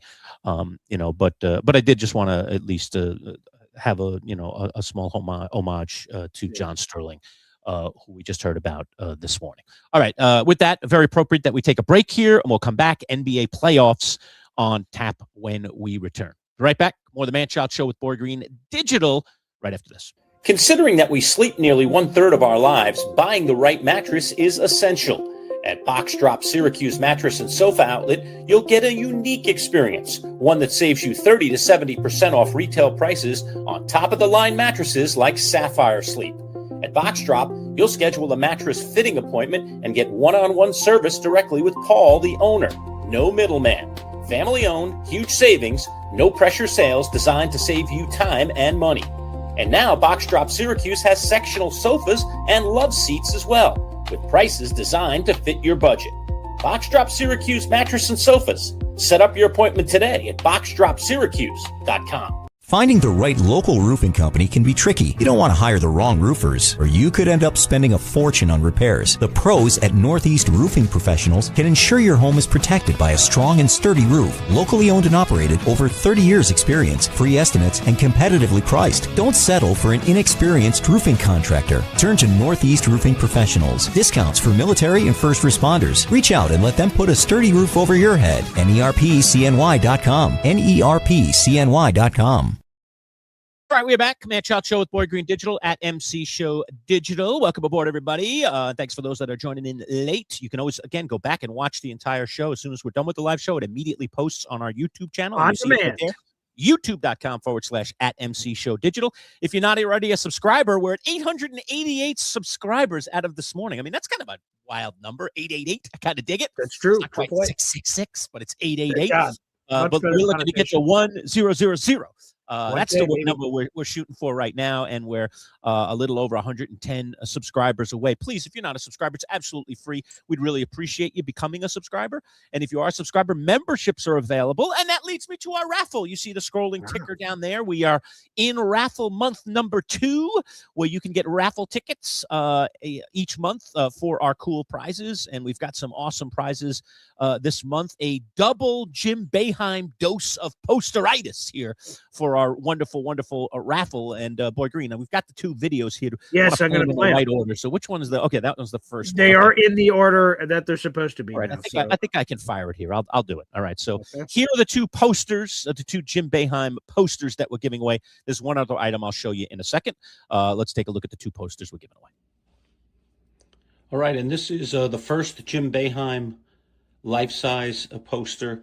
Again, tight shot of Boeheim, people on the bench. You got an official in the shot there. And like I said, it's made of this like nice vinyl material. So you can see it really, really well. I mean, it was hanging in the studio, so it's, you know, not in perfect, pristine condition, but it absolutely looks awesome on a wall. Or someone could even take this thing and get it framed into a big frame and have it cut properly to fit a frame. So very cool item. I'll show you the second one in just a second. All right, and here's the second poster. This one is a close-up of Jim Boeheim, obviously in his suit and tie. Really, really nice quality. By the way, both of the posters roughly 46 inches wide by about 56 inches from top to bottom. So both in really nice shape. And again, both this vinyl. So it's a really, really, like, this is gonna, you know, it's really, really durable. There are a few holes along the edges for where we had them tacked in the studio, but outside of that, they're really, really in good shape, especially this poster. Really nice. All right, so you got the 2 posters. I'm also throwing in a 12th MC show in a laser engraved pint glass, laser engraved on both sides. 12th MC, of course, is our membership first level. So I'm going to send that to you as well. So you get the 2 Top's posters. even better with the liquid in there. Yeah. Yeah, it does look, yeah. I'll put a beer in there one of these mornings when I'm in a drinking mood. School's almost out. I got one more week of school, then I'll be celebrating. Sure. There you go. And you're home free. My college students are getting ready to head for the summer, and so is the Manchild. The golf course awaits, and the beers await. So I can do some morning brewskis in future shows. I'll tell you though, like, again, obviously my number one fandom is, of course, I don't know if you've noticed, is the New York Jets with all the gear and everything. I do dabble. If I was a Syracuse basketball diehard fan, and I watch it, I've been media for it, I've been in the locker room for it. It's really cool. I enjoy watching it most of the time. Not recently, the last couple of seasons, but for the most part, I've enjoyed watching Syracuse basketball. If I was a super fan and I had a chance to get these vinyl material, which you showed and you could hear it too, is like, that's lasted forever. I would love to put that in my man cave, throw it back there and have it, and maybe one day even bring it to somewhere where you get Boeheim to sign it again. Because again, he mentioned, I think you mentioned in the video. It is autographed. I didn't mention it in the video. The first one that we saw is autographed. It says, Bud, I'll be watching you, Jim Boeheim. Which I love it. Bud was my partner back then, and Boeheim was in the studio with me and Bud, and I asked him, could you autograph the poster? And that was what he autographed it with. I didn't ask him to do anything. He just wrote it. I'm not sure exactly what he meant there, but nonetheless, it is autographed by Jim Boeheim. And you can see the autograph on the poster, but you got to kind of look at it closely. But you can get fresh, get it fresh, bring it to one of the events, because he still does charity work, obviously. And bring it to one of those or something. But again, if you're a Syracuse fan, that's a cool thing to have in the man cave and cover a wall or something, or have some cool space. So it's like, no matter what, even though we're post Jim Boeheim, and now we're in we're in the Jerry McNamara era. We're in that now. It's still cool. He's a legend around here. He brought us our national championship in 2003. We'll have that forever. And the posters are 56 inches high by 45 inches wide. So that gives you a sense of how that's crazy. How big they are. So the pictures don't even do them justice. They will take up a good piece of a wall. I mean, they're really, really big. Yeah, and in the right room, it may take up the entire wall. So, like, I mean, it's incredible. So very cool. And how do you get it? Well, you enter our raffle. $3 super chat will get you a ticket. Any increment of $3 going forward, that gets you an additional ticket, so on and so forth. So $6 will get you 2 tickets, $9 will get you 3 tickets. If you're not already a member of the 12th Manchild and you join our lowest level, which is $4.99 a month, you automatically get 2 tickets for doing that. And you can gift memberships as well. Every gifted membership, you'll get 2 tickets, just like you would if you were becoming a member yourself. If you reach 5 gifted memberships in any single purchase, we'll give you double the tickets. So instead of getting 10, we'll give you 20 raffle tickets. And as a matter of fact, if you look at our leaderboard, we have a few people on there. Number 1 Austrian Jets fan the other day in our live show on Wednesday bought 5 memberships, so he immediately jumped to the top of the tote board with 20 raffle tickets. All right. So that's the way it works. It's really simple. And we'll do it through the 22nd. And then that's when we do our drawing. And so during our live shows is the best time to purchase your tickets. And then we will automatically update the tote board and keep you abreast of where you stand with things. But we had T-Town Jet, who won last month's raffle. Man, he stuffed the ballot box on the last day. Right. He went crazy, stuffing a raffle box on the final day, and had a lot more tickets than he wants, like 4 times as many tickets as anyone else. And the randomizer, he had a pretty good chance of winning the randomizer. That's for sure. Down Jet, so he is off and running with a cool Dan Aykroyd autographed harmonica and case, and a very, very cool commemorative 2003 Sports Illustrated that has the Syracuse winning the national championship Carmelo Anthony picture on the front. And so that is on its way to T-Town Jet. But you can win this month's raffle. And again, easy to get tickets. So we urge you to support the channel in that way and have a chance to win something, which is pretty cool. Let me break it down to one more level, because I know we were just talking about your radio milestones, Larch, and all the things you accomplished. And we're in the digital world now, and a lot of people may have already been in the digital world and they just came over. Some people transitioned from the radio world to the digital world with us. Now they see us. So I want to explain it to another level, just in case some people don't understand. I want to assume. So if you're watching on YouTube and you see where you're commenting in, right next to the comment section, there's a money emoji. You can't miss it. It looks like a $. It's like a dollar. It looks like a bill. Yeah. And you click that, and then all these options pop up. Super stickers, super chats, gift channel memberships. This is what Lurch is talking about in terms of contributing to the show and getting raffle tickets where you have a chance to walk away with a prized piece of our history. I was in the radio booth, so we had all those crazy shows with Bud, Lurch, myself, all the other wonderful producers that were with us throughout the show's history, right? That's your opportunity. Every $3 you guys spend gives you a ticket to that raffle. And again, there's mile markers you can reach where you can get 20 raffle tickets and bonus raffle tickets. But again, $3 what you spend. If you hit the join button, so if you're watching on YouTube, so take a step back from the comment section. If you're just watching the show and you're looking at the box, there's a big join button on there. And I'll one of these days I'll inception share a screen of YouTube, but hopefully we don't get lost in the universe and you can see it. But there's a join button. That's how you can join our membership level. So it's super easy. If you've never been on YouTube before and you're only here because of us, no worries whatsoever. We're all inclusive to everybody, every different community, whether you're digital, radio, or anything. It's a cool new way to support the show and can get raffle tickets and again support all the cool stuff we're doing. Yeah, I was just looking back. I'll find a couple, Boy Green. Maybe next live show on Wednesday we can show some pictures. But we've taken many pictures over the years in front of those posters. Of course, right? Yeah. So okay, I got one right here. Okay, so let me see. How do I grab it from Facebook and bring it over? All right, so I got this. Well, you're gonna share the screen, share your screen, Larch. So we got that down on StreamYard. Third button over from the left is a present button. There's a share screen button. Click that, pick your Facebook tab, and boom, we're gonna see it. Or save the photo and upload it as an add image here on StreamYard. That's what I was going to do. But let me share the screen. That's an interesting thing to do. Okay, so tell me how to do it again one more time. So again, third button over from the left, you click that. There's a bunch of options that pop up: slides and PDFs, extra camera, all that. There's a share screen button. Click that, and then it's going to say which screen do you want to share, and then you pick your Facebook page that apparently has this picture on it. You click that, and boom, it should pop up down below, and then you should be able to bring it onto the screen. All right. Yeah. Except my problem, and this is always what happens, right, in these situations, right? Nothing's ever working perfect, so I'm going to just have to say no right now. Is I'm getting all these open system settings and crazy. Oh, geez. Okay. So Max. My whole stupid screen is logged in now. My stupid Google. Okay. Anyway, I won't be able to do that right now, but I'll get a picture for us next time, or I'll download it if I can later during the show. Or screenshot it. So if you have a screenshot on your computer, screenshot the image, and then you can just present it as a screenshotted image. All right. Anyway, but we've taken many pixtures in front of those posters. So you get a sense of the size, right? You get a sense of the size of the posters. Right. When you see a person next to them, you see kind of how big they were. But they were lining the walls of our studio. So it is kind of a cool piece of history. They sat in our studio for at least 20 years somewhere in that neighborhood. I acquired them many years ago when I was actually at our original station that we were at for, I think, like the first 7 years of our show before we switched stations. So I acquired them there and then brought them with me, and then they just became, essentially, part of our life in that studio. So every day we walk in and there were those posters sitting on 2 of the walls. So pretty cool stuff. Anyway, so those are going out the door, both of those, and the laser engraved 12th MC glass. So you get all 3 items for next month's raffle winner. And again, it will be, or this month's raffle winner will be on the 22nd of May. All right. All right, Large, I found a photo. right, from in front of the thing here. I don't love this is the photo I chose, but this is me in a Cosmo there you outfit for Halloween. You can see how high those are, and I'm very short. So there you go. There's a cut. There's a version of it. I'm standing in front of it, but look how much of the wall it takes up.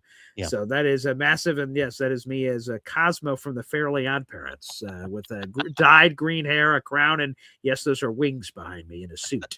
So there you go. So yeah, Get his fairy wings on that day. yeah, that was the first one I found when I went to our Facebook page. I just started scrolling down. I'm like, there has to be a picture of us in front of it. And that was the first one I saw. I went, wow.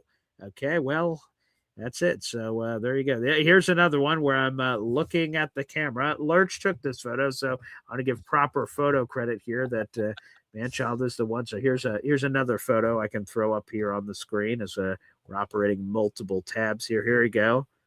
There you go with me and my wand. Yeah, there you go, right in front of that thing with the lights on the crown. So there you go. There you go, Lurch. I'm sure that's exactly the photo you were trying to bring up too. I notice a little less gray in that beard those days. I mean, it's not. Yeah, those days. Yeah, yep. A lot more gray now. A lot more gray now. It's probably from my Jets fandom or any of my other sports for that matter that brought me to that realm, which makes a lot of sense. And here we are. So yeah. You're gonna eventually go for that salt and pepper look. Is that what you're looking for? To me, everyone can do their own thing. I know there's just for gray for men and everything out there. Whatever the God says, what the God says. You're just going on natural. If they tell me if it ends up becoming like a salted look and I'm getting some gray and black in there, so be it. If it's just white and I'm Santa, I'm Santa. Okay. So whatever the gods allow is where I will go. Wow. It's up in the hands of the gods now. Saying I hang around long enough, I could be doing shows with Santa Claus. Wow, that's true. Yeah. That would be fun around the holidays. I'll tell you that much. Okay. I think it would make the selection process easier as you guys are like, who's going to be old jolly Saint Nick? Well, yeah, Paul again this year. All right. There you go. All right. We got another 20 minutes to go in the show. So let me get to a couple other things that I want to get to. Okay. Sir. First of all, Kentucky Derby really quick. Yeah. Okay. So Golden Tempo wins the Kentucky Derby, a 21-1 shot. So definitely not one of the favorites. Cool. The cool history that was made here is Sherry DeVoe, who is the trainer of Golden Tempo, is the first woman trainer ever to train a Kentucky Derby winning horse. Okay. I don't think there really are a ton of women trainers. Yeah. Because can I ask you a stupid question, Lurch? Go ahead. Okay. Because you grew up with horse racing right in your backyard out there in Queens, Belmont. Right? You had, Belmont. Okay. So I saw this history and that's amazing. It's cool. I love history. I've got a daughter, so her seeing history like this is great. This is going to be a stupid question, I guess, but what's the difference between a female trainer and a male trainer in terms of the horse? Because Lurch, to explain this to people that may not watch horse racing, we're not talking about the jockey that was riding the horse. We're talking about the trainer that's doing stuff behind the scenes. Why is this the first one? Why haven't women been more involved? Or maybe there's something, maybe there's a key piece of this story that I'm missing of why women haven't been in it historically, or why a skill level thing that women wouldn't have had these opportunities to be in these positions. Because we talk about that in the NFL with assistant coaches not getting proper opportunities. So it's hard to get the job without the experience. You can't have the experience without the job, sort of thing. So what piece am I missing? In terms of male versus female? It's a good question. Okay. And the simplest answer is that horse racing has for hundreds of years been dominated by men. Oh, okay. That men controlled it, that men were operating it, that men were, it was, call it the good old boys network, how it is that way in some sects of society in certain areas of our world where, you just have a small group controlling something, and then they just maintain control and they don't let other people in. It's like the club, you can't get in the club, Okay, that makes sense. You can only get invited in the club. So I think for a long time that was the case. There is absolutely no reason why a woman can't train a horse as well as a man can train a horse. So bravo to Sherry. Maybe Sherry having this landmark opens doors for other women who love horses, who would love to be horse trainers, saying, hey, we got somebody that just won a Kentucky Derby that was a woman. I can do it too, and maybe this opens the doors. Cool, great, A great. bit. It certainly should at least open them a crack, if not, halfway. Sure. And so a lot of times it is inspirational stories like this that get a high amount of publicity that essentially get, bring attention to it. And then there are people that never dreamed of doing that because they never saw it as a path. And now they see it as a path because someone has gone out there and trailblazed, right? This is the way Right. things happen in life, with areas. We've seen it a lot in sports. Okay. African Americans in baseball and Jackie Sure. Robinson breaking that color barrier and how it opened. So, you know what I mean? So you need somebody to allow the door to open, and then, then you need somebody to go out there and have great success. So she's a great success story, obviously. And hopefully it'll open doors. But no, to answer your question, to be honest with you, when I heard it, I was, when they were doing the pre-race and they were talking about it, I was like, wow, a woman trainer has never won the Derby. And then again, my mind started to spin. Why would that be? And the answer, the primary answer is good old boys.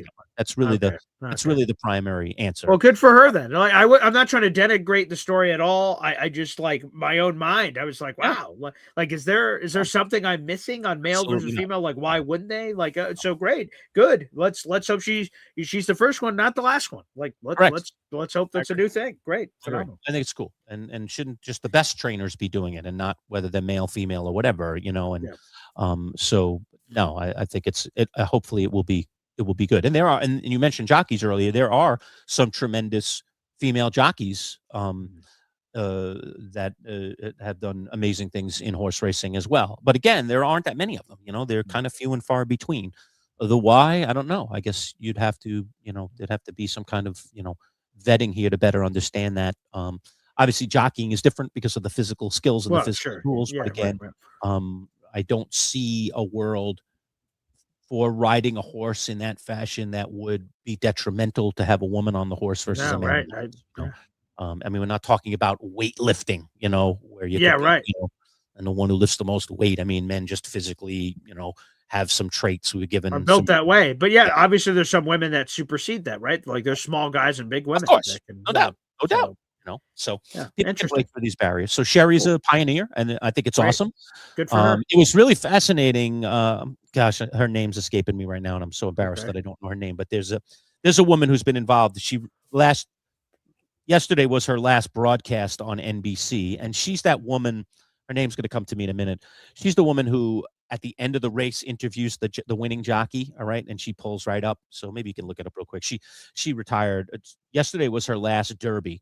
Okay, and she's been doing it forever. She's like the voice of the post, and I think she does it for all the Triple Crown races. But Donna Brothers? Donna, yeah, that's it. Donna Brothers. Okay. So Donna, who's been a fixture in horse racing, and her claim to fame. I know she's done other things in horse racing too. Yeah. I think she might have even done some jockeying in when she was younger. She's up there now. But Donna, one of her famous things was that she's done for years is she interviews the jockey after they cross the finish line as they're on the horse still walking back. What was it like? Tell us about it, right? So she did that yesterday for the final time at the Kentucky Derby. She's retiring. Okay. She's 60. Yeah, I was going to say she's got to be in her 60s probably. And you would recognize her voice for sure if you've ever watched Triple Crown races. You would recognize. She is her a former jockey. I'm reading it here. Yeah. She won over 1,100 horse races and then now covers it. Her name is Donna Barton Brothers. Yeah, so Donna Brothers, and Donna retired yesterday. And Donna, they do, how they do all the pre-race picks, and everybody picks a horse, and they go around. Mike Tirico picks someone, and this person, they do all the experts. Eddie Olczyk was out there; he picked one, the former hockey star. All these people that are covering the Derby, and they have dozens of them, and they're all boom, boom, boom, here's who I got, and only one person in that whole crowd, Donna Brothers, picked Golden Tempo, and she said it on air. I'm picking Golden Tempo because I want to see history made today for women. And I believe in this woman. I believe what she's done. And I hope that Sherry DeVoe becomes the first. So Donna, a female representative in horse racing, again, not so, somewhat rare. All right. Stands behind, womanhood here and says, I'm going to take that. She's the only one that picked. So quick question. Is that how she was able to retire? She put all her money and then that ended up winning. And she's like, God bless. I'm done. See ya. Placed a few bets on top of picking them on the air and just telling us who she thought was going to win. Call your shot. Yeah. Hey, Donna, respect. Okay. All right. 22-1, Boy Green, That's good money. you put a couple grand down and you're walking away, it's like Who Wants to Be a Millionaire, baby. Oh, yeah. So that's not bad. So Yeah. anyway, but it was a great race. And aside from the Sherry DeVoe, and the 22-1 horse winning the Derby, the other really cool thing, and if you go back and watch videotape of the Derby, and I really advise if you didn't see the race to do so, Golden Tempo was in dead last at the start of the race. Dead last. Now, the Derby is normally a field of 20 horses. Because of the scratches, it ended up only being a field of 19. Not that that's much less. It's one horse less. 19 horses in the field. And it is incredibly difficult to go from last place to first place because you have to weave around all these horses and the mud is kicking up and these are the best of the best. I mean, these are the best 3-year-olds out there that get entrance into the Kentucky Derby. And so this horse, who was not the favorite at all, chased down 18 other horses and picked them off one by one, and then finally in the home stretch, going out very wide, wins the race. And the jockey that was on the race is the brother of the jockey who's been having the best year and won the Jockey Gold Cup or whatever it's called, the big trophy that the jockeys get for being the best jockey of the year. I think he's won that the last 2 years. And his brother, the two of them finished 1-2 right alongside each other. And if you go watch the replay of the race after they crossed the finish line, you'll see the brother who lost kind of tap the brother, because they're right next to each other, tap the brother on the back, to kind of say, congratulations, it's not going to be my day. Let it be your day. Really, really cool moment, too. So there was just a lot of cool moments in this Derby. Of course, I sucked as usual. I think I bet 4 different horses, and, Renegade finished second, and that was the one that the brother was on. So I guess I was up there, but I always pick them to win anyway. I don't pick them to place or to show. I don't do combos. I just want to pick the winning horse in the Derby. Yeah.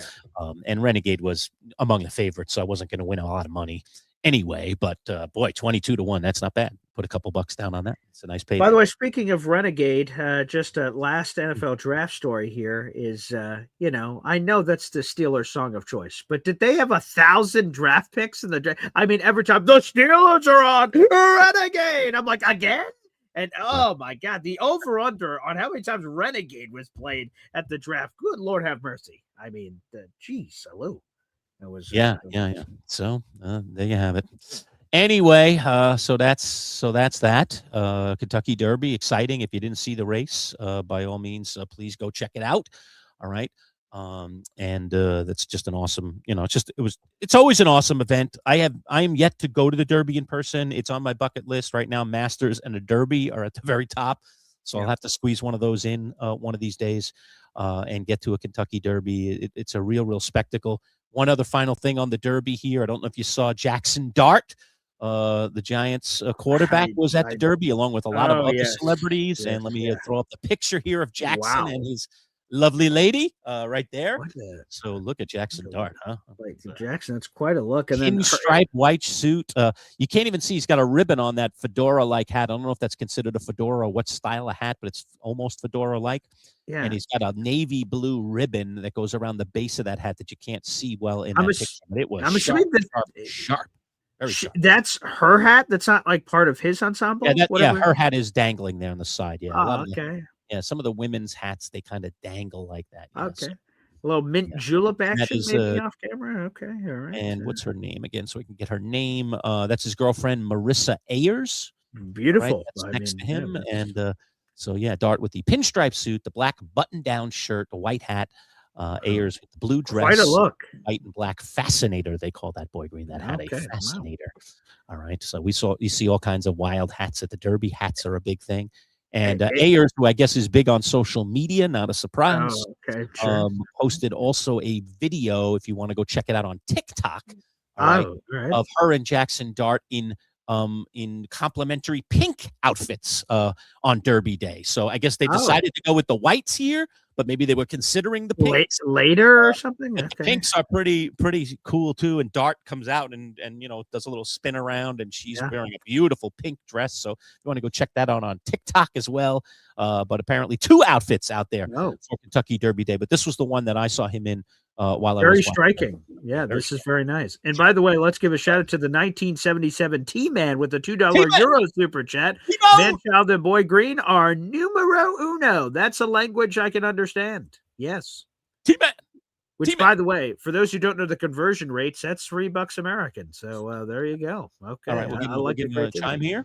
Sure, yeah, Hell yeah. Hell yeah.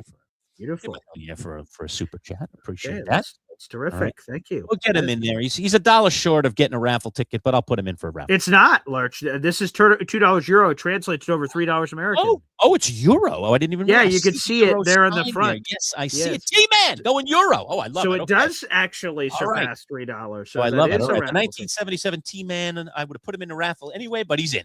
All right. Okay, and there you go, Lurch. See, you were willing to do the right thing, even though you thought Always. that it wasn't enough. So the fact That's that it was enough, look, credit to you, Lurch. Extra bonus points. So thank you, the 1977 I love our T-Man. fans. I love our fans. Thank you, T-Man. Okay. My favorite Seinfeld nickname episode is T-Bone. T-Bone. Oh, okay. I thought you were going to say the Boom. Drakes. Okay. George, okay. no, George wants to be called T-Bone, but then they end up calling the other. I love T-Bone that. That's a great T-Bone. bit. For the T-bone steak. That's a funny episode with Mr. great Kruger. episode. Mr. Kruger is one of the great bosses in Sign. There's some good ones. Peterman's a great boss. Kruger's a great boss. Who's the guy with the muffin? Why am I forgetting his name? Elaine's boss with the muffins. Oh, yes. The muffin top shop. Oh my goodness, he's really good too. So there are some great boss characters in Seinfeld over the years, and Mr. Kruger is a classic. Though he's just a complete boob. Mr. Littman. Mr. Littman, yeah, I like Littman too. He's pretty good too. He's hilarious as He well. eventually becomes the muffin boss. So there's a lot of I love man. I love they bring him back. They bring him back and things happen to them, you know. Or if you go back, I was just watching one of the early seasons a couple of nights ago where George tells off his boss, and then he tries to just go back to work like it never happened because he doesn't realize that he's quit his job. He quits his job for no reason. You know, he goes and completely unloads on his boss in his office and goes, "I quit," walks out, and then goes home and starts talking to Jerry and realizes he doesn't really have any skills and why did he quit his job? And then Jerry says, "Why don't you just go back? Just go back. Just pretend, right? Pretend it didn't happen." And so George does that, and That's then he tries to give his boss a Mickey. Yeah, tries to poison his drink. Yeah, right. Spike his drink, and then the guy's having such a good time with Elaine, he decides, George, you know what? It's all under the bridge. We'll bring you back. And he's toasting with the Mickey in his glass. And George is like, no. It's great. That's a great. By the way, the T-Man says, I also accept He-Man, which, by the way, a new movie, a new version of He-Man is coming out in the movie theaters. I don't know when. Gator, I know, is a huge He-Man fan out there in the audience. So T-Man or He-Man. Okay, I appreciate there's different nicknames accepted here. Great. Very, very nice. All right. So that's it on the Derby, but just some cool things on the Derby. And let's just shift final topic of the day, Boy Green, today, NBA playoffs. Okay, I'll let you wax a little poetic if there's any poetry left in you. I will say this before you talk about your Celtics and their demise here and starting a series 3-1 up, losing 2 games on your home floor to lose to a team like the Sixers, who I don't particularly like either. But to make matters worse, as the world of today is, so many podcasts out there, so many places to speak. Jaylen Brown went on a podcast and essentially railed about bad refereeing and the flopping of Joel Embiid. And all I'll say is Brown is not a guy who typically talks a lot, but this was bad. Bad because it just, no matter what, it just feels like crying, man. It's just like, it's kind of baby-esque. So Jaylen Brown, not in my opinion, putting himself in a good spot here by essentially, complaining about referees and flopping, even if it's true. Like that's the worst timing. Is your team just goes out after losing a 3-1 and now you're going to go complain about the refs. Like complain about it during the series. Try and get the refs' attention. We see that all the time. That's posturing. All right. Yeah. But to do it after the series is over and say, he's a flopper and those refs, they had an agenda. I mean, that's basically what he said. It's kind of like, crying, spilt milk. What's the cliche, right? So give me your thoughts on the Celtics' demise, Boy Green. What happened here? I mean, obviously unfortunate that Tatum couldn't play the last couple of games. Right. They're not going to Game 7, in particular. He never should have come back to begin with, but, they wanted a run. We could get into that, but give me your thoughts on the demise of the Celtics here. I guess it wasn't meant to be, man. I'm surprised. Yeah, and especially in Game 7 when he was ruled out a few hours before tip-off, they said his injury was a knee, so it wasn't even a calf, is what they said. So to me, there were 2 moments, Lurch, in Game 7. There's about 2.5 minutes to go. The game is in the balance. The Celtics are down 1. They find Peyton Pritchard in the corner for a wide open three. He takes his time. So, and had it. It was, I saw that. I was like, oh man, how did he miss that? That was terrible. Fast break, kick it out to Peyton Pritchard. He's wide open. He takes his second, fires it. You hit that three. Celtics are up 2 in the place, the lid. It's bubbling. Lurch, you've been to playoff games before. No doubt. In the balance, it's just one play, and then this is going to send this thing over the top. And likely, the Celtics are hosting the Knicks in the first round of the next round of that playoff series. Peyton Pritchard misses it. Another opportunity. They swing it around. Jaylen Brown, top of the key, wide open three. He cashes it in. Celtics up 3. Okay, here we go. Both of those miss. They're open shots. And I think Scott Van Pelt did the math or something. In the losses, the Celtics are like 49 and 109 or something to the misses. Like it was worse than that number I just gave. It was worse. It was like either 49 or 39 to 129. Like they just missed. They just kept trying to shoot out of it. And there were opportunities on one of those fast breaks. If you get it to Keita dunks it and you go up 1 instead of going up 2. Correct. Would have been on the 3. So like they didn't feed it fast enough with Embiid trailing on defense. So yeah, there's just so many opportunities. The Celtics blew it. It's disgusting. You have a 3-1 lead. That is supposed to be an insurmountable lead. I'm going to be candid. I overlooked the 76ers. I already was ready for the next second round series. I didn't think about the 76ers. Obviously, the series changed when Embiid came into the picture. And the Celtics didn't adjust, and they just assumed that they were all going to figure it out. They didn't. So that's terrible. Celtics lose. It's embarrassing. The Celtics had not lost to the 76ers in a playoff series since 1982. Look, it's 2026. Yeah.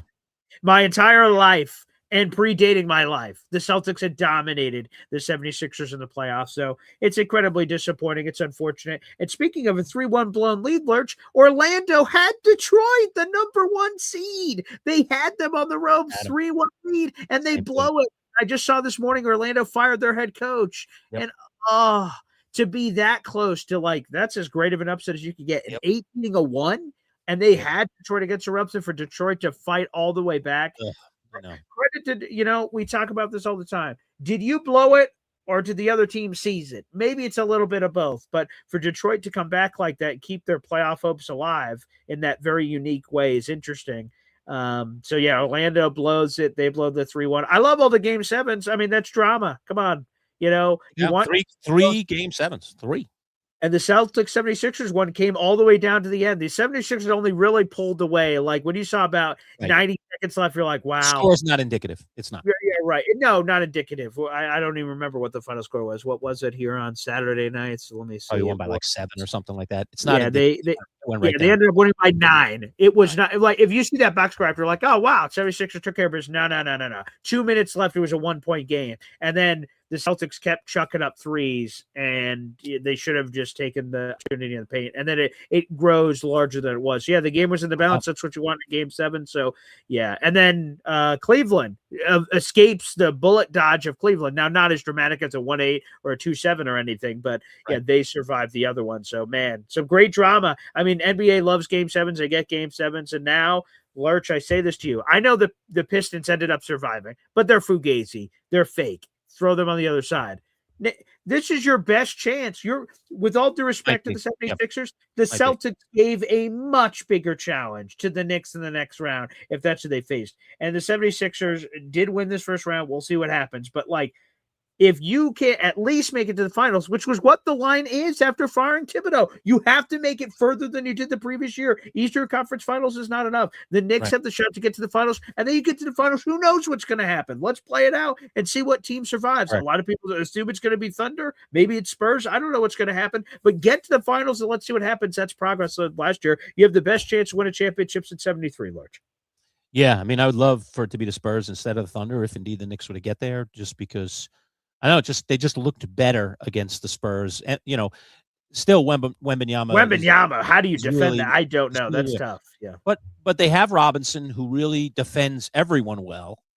He's not as big as Wemby, obviously, but he moves very well, so that could help. And the Knicks looked good against the Spurs during the regular season. I forget what they did, if they were 2-0 against them, but I know they beat them at least once. They don't play very often. I think they only play twice. But bottom line is they just looked like a team, and the Spurs are very inexperienced. Whereas the Thunder are coming off a championship. There's a little more experience in that tank. They're still a young team, but having won one, they'll know what to expect, where the Spurs might not. So I would love to see the Spurs upend them, and the Spurs are a tough matchup for anyone. So let's see if it goes there. Certainly everything in the West has been kind of very, very chalkish. I don't give the Lakers much of a chance against OKC. Everybody has the Spurs winning. I was looking at all the predictions. I do like 10 of the writers, and they all predict. And it was for the two Western series, it was 10-0, 10-0. Nobody picked the other side to win, and a lot of them were in 5. You know, it's like 5 or 6. Nobody was even pushing out 7. And you look at the East matchups, everything's in 7, and it's a lot more split in terms of at least some writers out there, some people who cover these teams saying, no, I could see a world where the Sixers win. I could see a world where the Cavs win. I could see a world, you know, so there seem to be some very... But the minority, clearly. Definitely. Yes, definitely. And I agree with you. Now that the Celtics have gone out, this is the Knicks' chance to win. This is their best chance to win the East in a long, long, long time. 100%. And they got to get the job done. They just got to get the job done. The thing that worries me, I think they'll beat the Sixers. And again, you don't overlook anybody in the playoffs, but I think they'll beat the Sixers. My concern is if the Pistons, they didn't look good in this first round series, even though they ended up winning it. If the Pistons get their act together a bit, they were extremely problematic for the Knicks during the regular season. They just didn't seem to have anybody that could really guard Cade Cunningham respectably at all. And even some of the other role players were problematic for some of these Knicks defenders. You know, sometimes the playoffs is about matchups. Sure. But I would still like to believe that inexperience and the lack of, besides Cade Cunningham, who else is really going to step up with this team night in and night out, is going to be problematic for the Pistons, whether it's in this series against the Cavs or whether it's against the Knicks.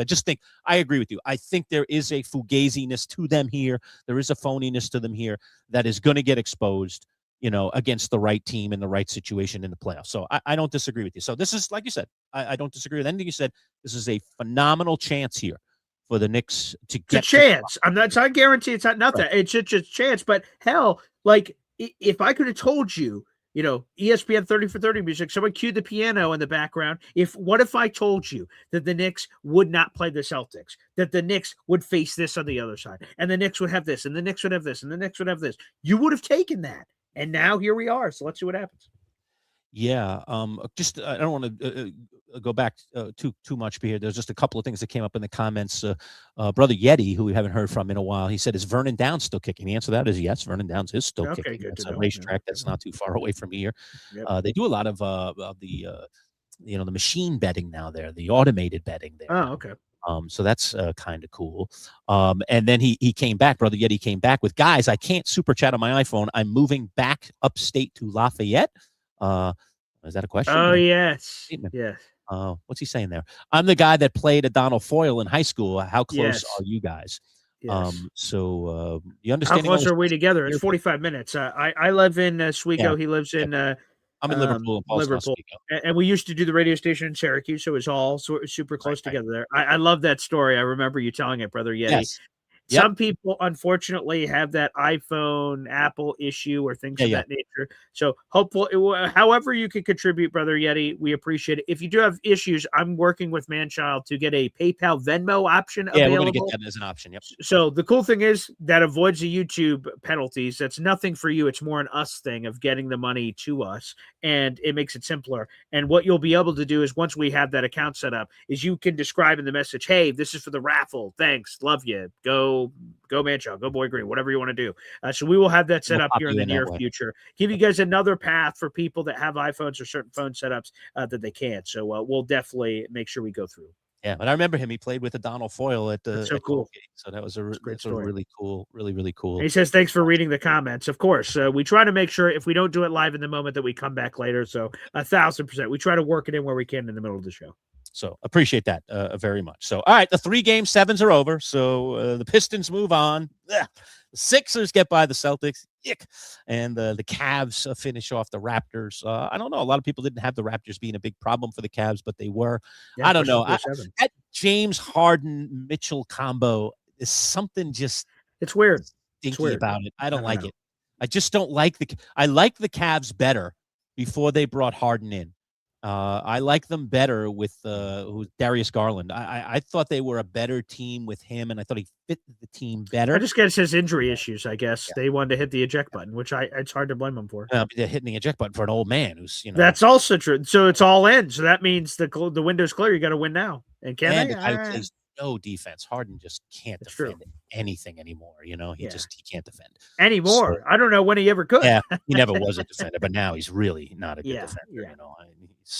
So anyway, but that's what we've got, and so we're down to 8, and we'll see who comes out of this 8. But certainly, some small surprises. The West, pretty chalky, and we'll see what happens. NBA playoffs are fascinating. They're physical. Yes, of course. The refereeing is always interesting. How physical are the refs going to let these guys get, so on and so forth. Well, you'll love this, Lurch. When we get to the right, the first, like Sean Devaney joked, we have our NBA Insider on every week from Heavy Sports. And he said, "Oh man, I can't wait for the playoffs to wrap up before like December." And he's making a joke because like they stretch these things out all the way all over the place. In the second round, it's every other night. So all of a sudden, we're picking up. It's still long. It still takes 2 weeks to finish a 7-game series if that's what they do to get that every other day thing. But now you get it. At least the pace picks up a little bit. It switches back once we get to the finals. We start having these long breaks in between things as they milk this thing. But still, nonetheless, that'll make it a little better. And I see this in here, Lurch, just as a thing to marinate. It is a reminder. I have meant to tell you, like after every live show we do, we go off the air, and then I meant to tell you this, but like it keeps disappearing. So I see Jamie's brought it up a few times. We do have a spot open. We have not talked about this publicly. A spot is opened in our Champs League. A situation has presented itself. This happens every once in a while. So we have 11. We need 12. I'm not necessarily advocating for anyone in our audience to rush for it because normally we don't pick people off the street to fill a Champs League hole. That's our live championship draft. But we do have some housekeeping here, Lurch. We got to find out who is going to fill that final spot. We have a lot of decision making to clear up on that. Yeah, I think there are a small handful of candidates. Yeah. And we'll have to talk about this off air. I don't want to. No. We don't have to do it. I'm just saying to answer Jamie Singh. He's a Hall of Fame member. I want to answer his comments when he puts them on here. But that is something we got to figure out ASAP because I want to give that person time to be ready for that live fantasy draft. So, Jamie, seen, heard, and pondering. Yes. Yeah, there is a spot that opened up. Yes. Yeah, I've got some ideas, so we shall discuss, and we'll come to the best possible for business. We'll keep you in the loop. But Jamie, appreciate you bringing that up. Thank you. It wouldn't be Jamie if he didn't, if he wasn't Obviously. completely and utterly on top of our leagues and everything that's going on there, particularly the Champs League. I mean, I talked to Jamie recently, and I was saying I'm still really kind of, I don't know. I'm like still in a fog that I won the fantasy league. Like I don't. Yeah. It's like a blur. I don't even remember like how it happened. What happened exactly. I'm never gonna forget it. So that you'll never forget it. I know. Yeah, unfortunately we faced now twice in the championship, and I've beaten you both times. That's not a good feeling. And the great thing about this for me, the greatest thing about this for me, coming into this offseason, regardless of how I won, why I won, who knows, the stars were just aligned or whatever. Sometimes that's just the way it is, is that I'm back on top now, that I have 3 championships and you only have 2. So that's, I had that 2-1 for a while, and I really liked that. And then you tied me up. Caught up. No, now, not only is he caught up, but if he wins the next one, he's the champ of the champs. Ooh, I can't deal with that every day. Because I think in 9 years I've been to 5 of the championship games, but I've lost 3 of them. That I've lost now more than I've won championships. So I don't love that at all. So that's not a good place to be. Yeah. And I've only been to 3, but I've won 3. So that's you're batting 1,000. That's a pretty good. It's pretty good. That streak's bound to like come on. Like people in the audience, which would you rather have?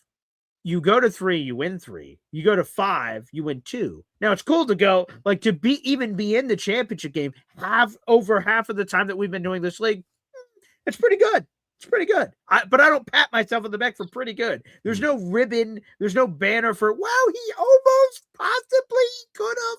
It's one plaque, a winner, and the other 11 are losers. So that's it. Anybody in the comments, anybody that's listening right now, jump in the comments. Would you rather be 3 trips, 3 wins, or 5 trips, 2 wins in your fantasy league to the finals, to the championship? Rather have been there 5 and won 2, Would you have rather only been there 3 but won all 3 times? Which one would you Come prefer? on, Manchild. It's clear. I've You got a would feeling pick I'm all gonna 3, win this right? poll here. Yes, you should. Yeah, I would 3 for think. 3 is that's pretty good.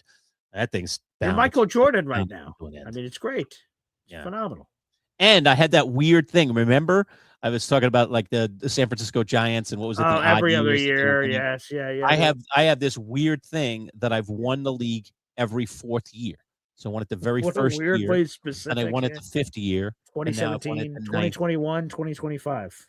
So so I've done Hey, brother, yeah, Brother he's Betty's taking in 5 your and family. 2. Let's go. See, it 5 shows my times as a greatness. I've champion. been to the championship so many times. There you go. Right. Come on, can't I let think that it would stand. be, at least I have 2. Like I could have gone 5 and lost all of them. It could be a Buffalo Bills right now, but I'm not. See, I've won a few, won a handful. But I will tell you this time around, like the last time I was whatever confident. I'm confident because I'm a confident person. But this one, I had cruel intentions. I had a crowbar in my hand. I was ready to beat it over Manchild's head and limp body, Mm. and I lost. So that made it even more, more of a It made it How even more painful that would difficult. have been for me if I had lost. And it all came down pretty much, folks, to one player. You talk about, things that come down to one thing, one break you need, somebody's got to step up. Luther Burden III shall never be forgotten in the lores of Manchild fantasy history. Or mine. Luther Burden III, who I picked up, Unbelievable. I don't know, 3 weeks before the championship, something like that. My receiving room was a disaster. Everybody was getting hurt. I was like, who's out there? Who's out there? Picked up Luther, played him at least one of the 2 or 3 weeks that I had him. He did Yep. okay, kind of what you expect. And I was like, I really don't have any choices here. I mean, Luther's a starter. They were a little banged up. Their receiving core in Chicago was a little banged up. I was like, Luther's the man. Hopefully they throw it a lot to him. And man, he had an epic day. Luther Burden Terrible. coming through huge. I don't remember how many points he got me, but I think it was in the 20s. Over 30. It was over 30 points. Oh my God. Luther. And again, this goes to show you, right? I ever meet that dude, like I'm getting his Buy him a autograph. beer or and something. Hugging him. Yeah, I'm hugging him or But something. like, you look at the projections. I remember having like 3 number 1 wide receivers, and I'm like, oh, this is the area I just crush him. Like in the pre, you're like looking quarterbacks to this, wide receivers to this, running backs to this, tight. And I'm like, yes, this is where I gotta butter my bread. I have to dominate, not just dominate at this position, and that leads to victory. And I didn't, and I lost. So Luther Blanken Burden. It's funny though. The victories are great, and certainly have some nice memories of the victories. The one that me and you faced off the first time, where my team just went bananas. That's you can never Yes. forget that one. Yeah. But it's sometimes it's the defeats you remember the most. 100%. And I'll never forget the defeat. I don't think I would have won the league that year, and I think I'm pretty sure if I remember right. I mean, the great historian would remember this way better than me. But you and I faced. I think it was in the first round. Mm-hmm. And that was when I had the major quarterback issues, where my starter went down and my backup went down. Right. And I literally was hitting the waiver wires, hours before the matchup on Sunday to plug in one of the scrubs that were out there. And the scrubs included Joe Flacco, all right, who was playing for the Browns right at that point, I think, or was Bengals. it Bengals? No, wait, no. Not Flacco. Browns. No, not Browns. Not the Browns.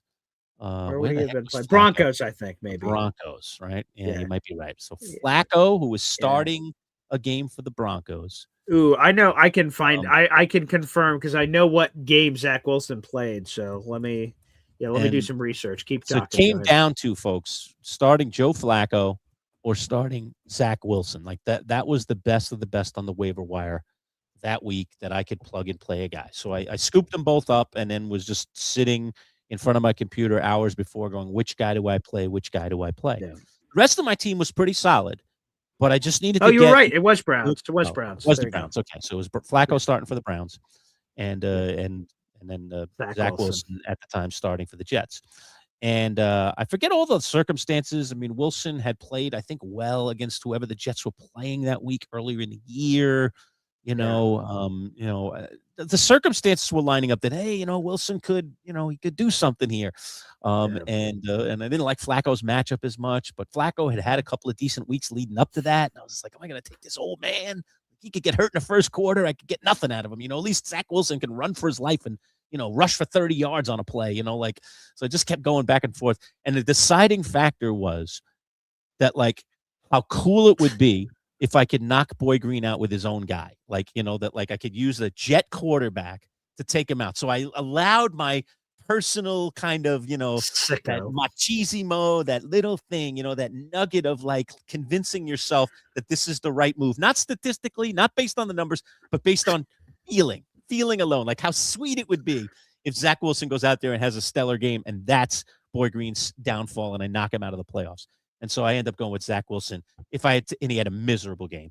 All right. I have it And here. I brought up if I his had box taken score. Flacco, I would have won. And if but by taking Wilson, that's what caused me to lose. Yeah. And then Boy Green went on to win the championship that year. So I would have knocked him out and stolen another championship away from him. Forget about me winning the championship. I could care less.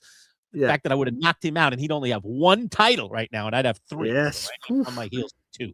Oof. Thank you, Manchild. It goes to show you that it doesn't matter what kind of hurts. team you put together. Any one given week, you could be taken out. Your team could just not perform. But here it was.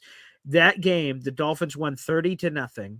Zach Wilson went 4 of 11, 26 passing yards. Oh my God. He was sacked 4 times, lost 37 yards of sack yardage, and he fumbled. And that was Zach Wilson. And he got concussed and was out of the game, and Trevor Siemian came in, and I couldn't believe it. I'm like, oh my God. Because like, again, these conflicting feelings, I want the Jets to win. And then when that happened, I'm like, oh my goodness, terrific. And I won like 76-72 or something. Right. It was a pillow fight. And like, if I just not played anybody, I mean, Zach Wilson actually, I think, had negative points. He did. Yeah. So if I had literally played anybody but him, or even just started nobody, left a spot blank, I would have beat Boy Green. But instead, I started Zach Wilson, lost points. He went negative on me in the quarterback position. And if I taken Joe Flacco, I would have won by like 10 points. Yeah. That's just crazy. Craziest thing. So, and I won the you never know. Fantasy's crazy. It's circumstances. That's why I say I'll never forget Zach Wilson and that horrible performance and not selecting Joe Flacco. I'll never forget picking up Luther Burden and putting him in there with confidence. And I really did. Like, I had no choices. It wasn't like I had other choices. I was like, Luther's my guy. There's no way I'm not. You convinced yourself. You're like, come on, Luther. I'm not going out to the wire and doing that kooky stuff like I did last time with Zach Wilson. Luther's my guy. He's starting for the Bears. Go out there and get me a game, Luther. That's what I need from you. And Luther went out there and had himself a day. Best day he's ever had as a pro.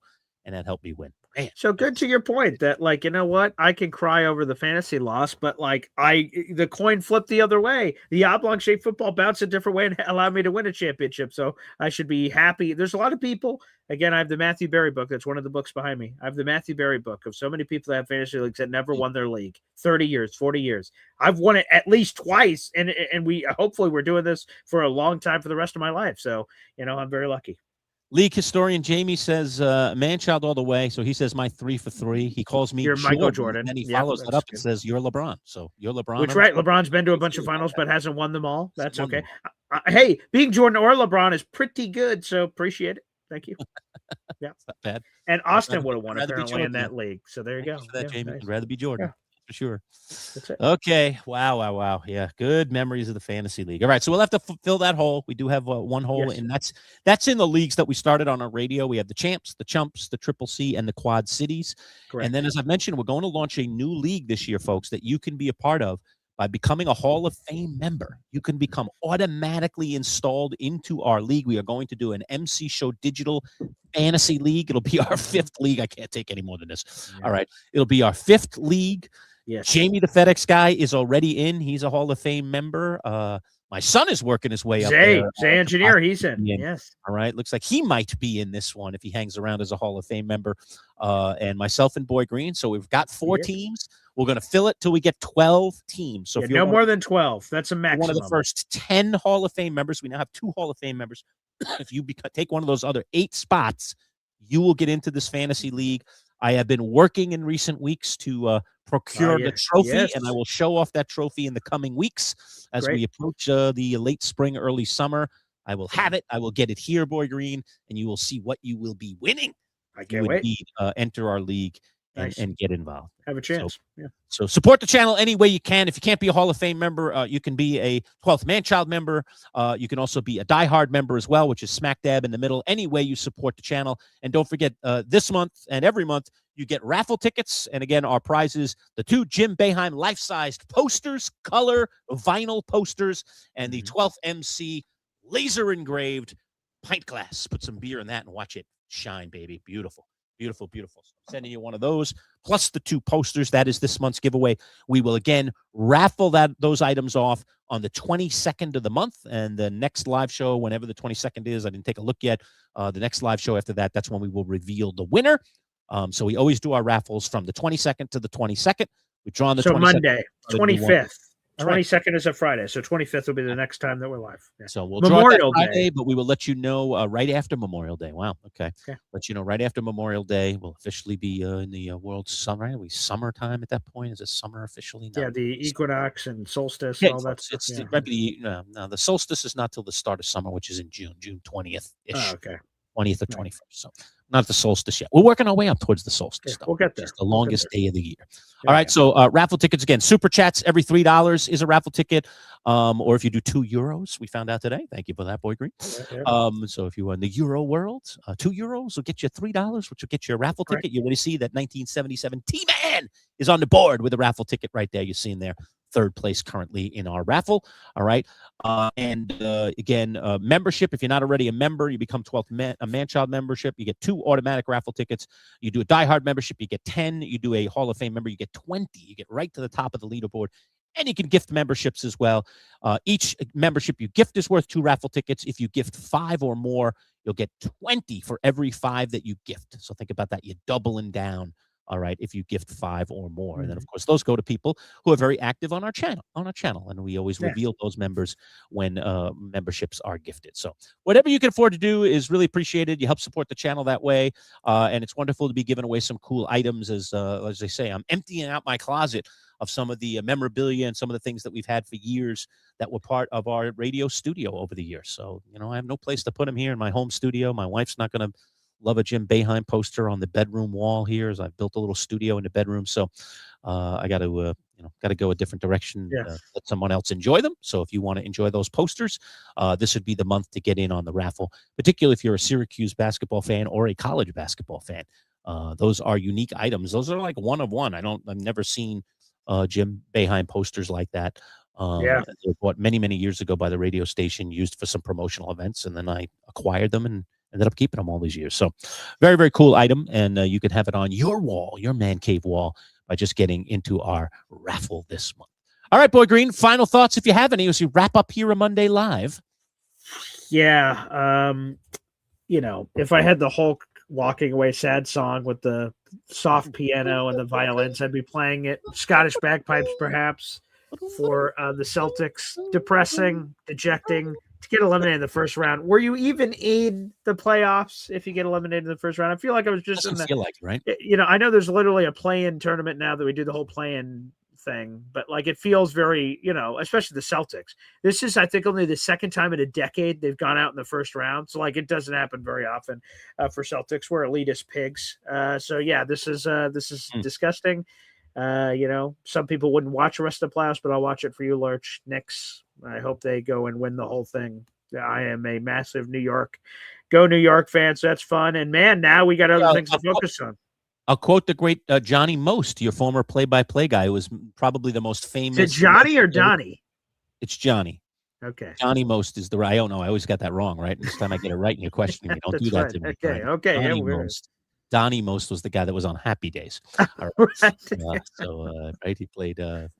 He played Potsy or something Ralph. like that. Yeah. Right. Either Potsy or Ralph. Anyway, so it's Johnny Most, the legendary Celtic announcer, kind of the most famous of all the play-by-play guys ever to call Celtic games. He called all those championships with Red Auerbach over all those years. And Johnny Most once said, Ralph and Happy Ralph Days. Mouth was Johnny Most, right? Okay. So Johnny Most, the famous play-by-play broadcaster for the Celtics, he once said, "It's a disgusting, despicable display." Yeah, typical disgusting play. Yeah, I don't think we have that on our board, unfortunately. Yeah, we don't anymore. We did have it on our radio board for years. But yeah, that's pretty much describes what the Celtics did here. Was a disgusting, despicable display. I mean, they did not take care of business. They could not close out the series in the first round. So they are history. Yeah. The funny thing is, if you went back to the beginning of the season, knowing what happened with Tatum, I don't know that you're expecting the Celtics to make a run here, to make a championship run without one of their star players. That is funny So, about expectations, though, right? yes, Like, totally so changed. before the season, everyone said, I don't think the Celtics are going to make the playoffs. And I'm like, Yeah, what? might not even You make the don't even playoffs. think they're going to make the playoffs? Is what people were saying. So we Yes. get into the season. Joe Mazzulla's cooking. This is no Tatum, obviously, at the time. And they're cooking. They're a top 3 team in the East, like basically all year. You're like, wow, okay. Then out of nowhere, Tatum's journey comes back. He jumps on. So it went from people thought we weren't going to make the playoffs. Then in the middle of the year without Tatum, we're like, yeah, this team's pretty good. Most people said, they won't win a championship, but wow, this team's very feisty. Credit to Mazzulla. Then Tatum came back in and he looked awesome immediately. They're like, whoa, this could be like the greatest story in basketball. And then you lose in the first round. So it's a crazy roller coaster of emotions of nothing, something, nothing, something, nothing, something. And here we go. So yeah, it is crazy how everything played out. One quick thing on Missoula. Let me ask you that, and I think this is actually legit to bring this up. And I am right. never Sure. the POM guy. I am not the prisoner of the moment guy. I hate prisoner of the moment tactics and hot takes because they're not real. They're just not real. It's just like when the Knicks got down 2-1 to the Hawks, and people, this is it. Oh my God! I was like, no, they're not. Relax. That's why it's a 7-game series. Relax. Put your feet up. Enjoy the ride, you pal. We're gonna get back in the series. We're gonna beat them. We're a better team, and we did. Okay. I hate that prisoner of the moment mentality, but I don't think this is being prisoner of the moment. Joe Mazzulla, is his job and should his job be on the line? The Celtics have gone out 2 years in a row this way. They have become, and this year's playoffs is clearly a screenshot of this. All right. They have become, in a lot of ways, this one-dimensional team that if they're hitting threes, great, life is great. And when they're not, they don't have an alternate strategy. And in this game, it proved, again, that this strategy, if you want to call it a strategy that Mazzulla has employed, of just heaving up threes, proved to be their demise in this game 7, for sure. I mean, they were just chucking them up there at the end of the game. It was awful, and they were missing them. And we saw it in one of the other games of the series where they got beat badly on their own home floor, just chucking up threes and not having any other alternatives. Can this guy coach? Come on, man. You ought to take a serious look at your coach. You're already nodding no. This guy is not coaching winning basketball. 2 years in a row. It's the great Celtics, Boy Green. And you could make the argument, and I'll make it right now. I know Mazzulla had some success after Ime left, but didn't Ime really build this thing in a lot of ways? Wasn't it him and Stevens architecting this team, putting it in place, a defensive mentality from Ime, and everything he did, then that horrible incident situation happens with him, with his, off the court antics, and essentially he's hosed out, but they have Mazzulla in the fold. He's this young guy, unproven, Is it enough? I mean, I think his job should be on the line. They should be talking about his job today in Boston. What do you think? Yeah. So a couple of things here. Mazzulla was the one that won the championship. So, and that's an 82 game season, playoffs. And so did Barry Switzer win a championship. I knew you were going to say that. I knew I'm going to bring it up. I knew you were going to say that. Like, that was Jimmy Johnson's team. Barry Switzer didn't win a championship. Jimmy Johnson. What about Mike Tomlin? Was that his team or Bill Cowher's team? So, like, we can argue it. I don't care. We could do this dance forever. I would just say this. First off, I'll channel a quote that Peyton Pritchard gave after the Celtics lost Game 7. They said, "Oh boy, chucking up a bunch of threes, huh? You guys didn't have an answer. What's the build there?" And he says, "I don't remember you guys saying this when we had a 3-1 lead doing that strategy. Okay, we missed threes, we lost." And that's what I would say. He got them to a 3-1 place. Mazzulla was in the running for coach of the year earlier this season for what he was doing without Tatum and concocting a lineup and figuring it out. And Keita, who came out of nowhere and just became a contributor. So I think Mazzulla is a super smart coach. He won a championship last year. And I'm talking about the Knicks thing, injuries. The Tatum collapsing totally tanked their chances in the middle as they were trying to figure this out. So no. So I know last year they get eliminated. This year they go out in the first round, which is embarrassing. This is not acceptable in Boston land. It may be acceptable in other places. It's not acceptable in Boston land to do this. No. To me, his job should not be in jeopardy. Now, if we go a third year, whatever the results of this upcoming season, and something crazy happens where they're eliminated in the first round or something again like that, okay, now we can talk about people's jobs being in question and scrutiny and those kind of things. But no, I'm not there yet. If they do it, I would be surprised. Anything can happen. It's basketball. But no, I think he's a super smart guy. He's a unique individual. If anyone's ever seen a Joe Mazzulla press conference, they are something akin to something I've never seen before. So it's very unique and different. But no, I would not call for his job. He did a marvelous job for 99% of the season, coaching up a non-Tatum team, seamlessly incorporating him into the team, and then they blew it on the threes. The threes are what won them a championship. So I'm not going to turn around and talk out of one side of my mouth, say, this, and on the other side go, geez, what are you doing? That's part of the beast of what the Celtics team is. When they make a lot of threes, they can beat anybody. When they miss a lot of threes, they can lose to anybody. Yeah. There may be some people that would compare, the 3-point shooting thing to what happened in Golden State under Kerr, but I would offer this as a rebuttal to that. Okay. Kerr's teams can do a lot of other things besides just shoot threes. Now, sure. Do they have a penchant for doing that? And do they do that? They also happen to have the greatest shooter in the history of the NBA. That helps. That kind of matters. Helps. And the guy that was alongside him for many of the years could arguably be up there in the top 5 all-time shooters. I'm talking about Klay Thompson, Splash Brother. So, I mean, and when Draymond. you have that kind of shooting prowess on your team, it makes a lot of sense to go that direction. With the Celtics, does it make as much sense? And has Mazzulla been pliable enough, adjustable enough? I mean, look, the Knicks fired their coach last year, and he took them as far as they've gone in a long time, to the Eastern Conference Finals, okay? Sure. Took them that far, and they said, he's still not championship pedigree. We got to go somewhere. Now, I understand Mazzulla's got the ring, but again, I'll make the argument, was it really Mazzulla's ring? Or was it really Ime Udoka's ring? And Mazzulla kind of, won it off his back, so to speak. And since then, what have you done for me lately? Losing in first rounds is what you've done for me lately. Okay, that's what you do. You lose in early rounds, all right? Was it second round last year? Second round last year, yes. All right, you lose in early in the playoffs when people have predicted you to be the favorite or among the favorites. So just not great performance, and just didn't see great adjustments from. I hope you keep them, because I hate the Celtics and I want the Knicks to keep beating them. Yeah. I'm really, really down that we're not going to get to beat them in this round, because that's what I was looking forward to.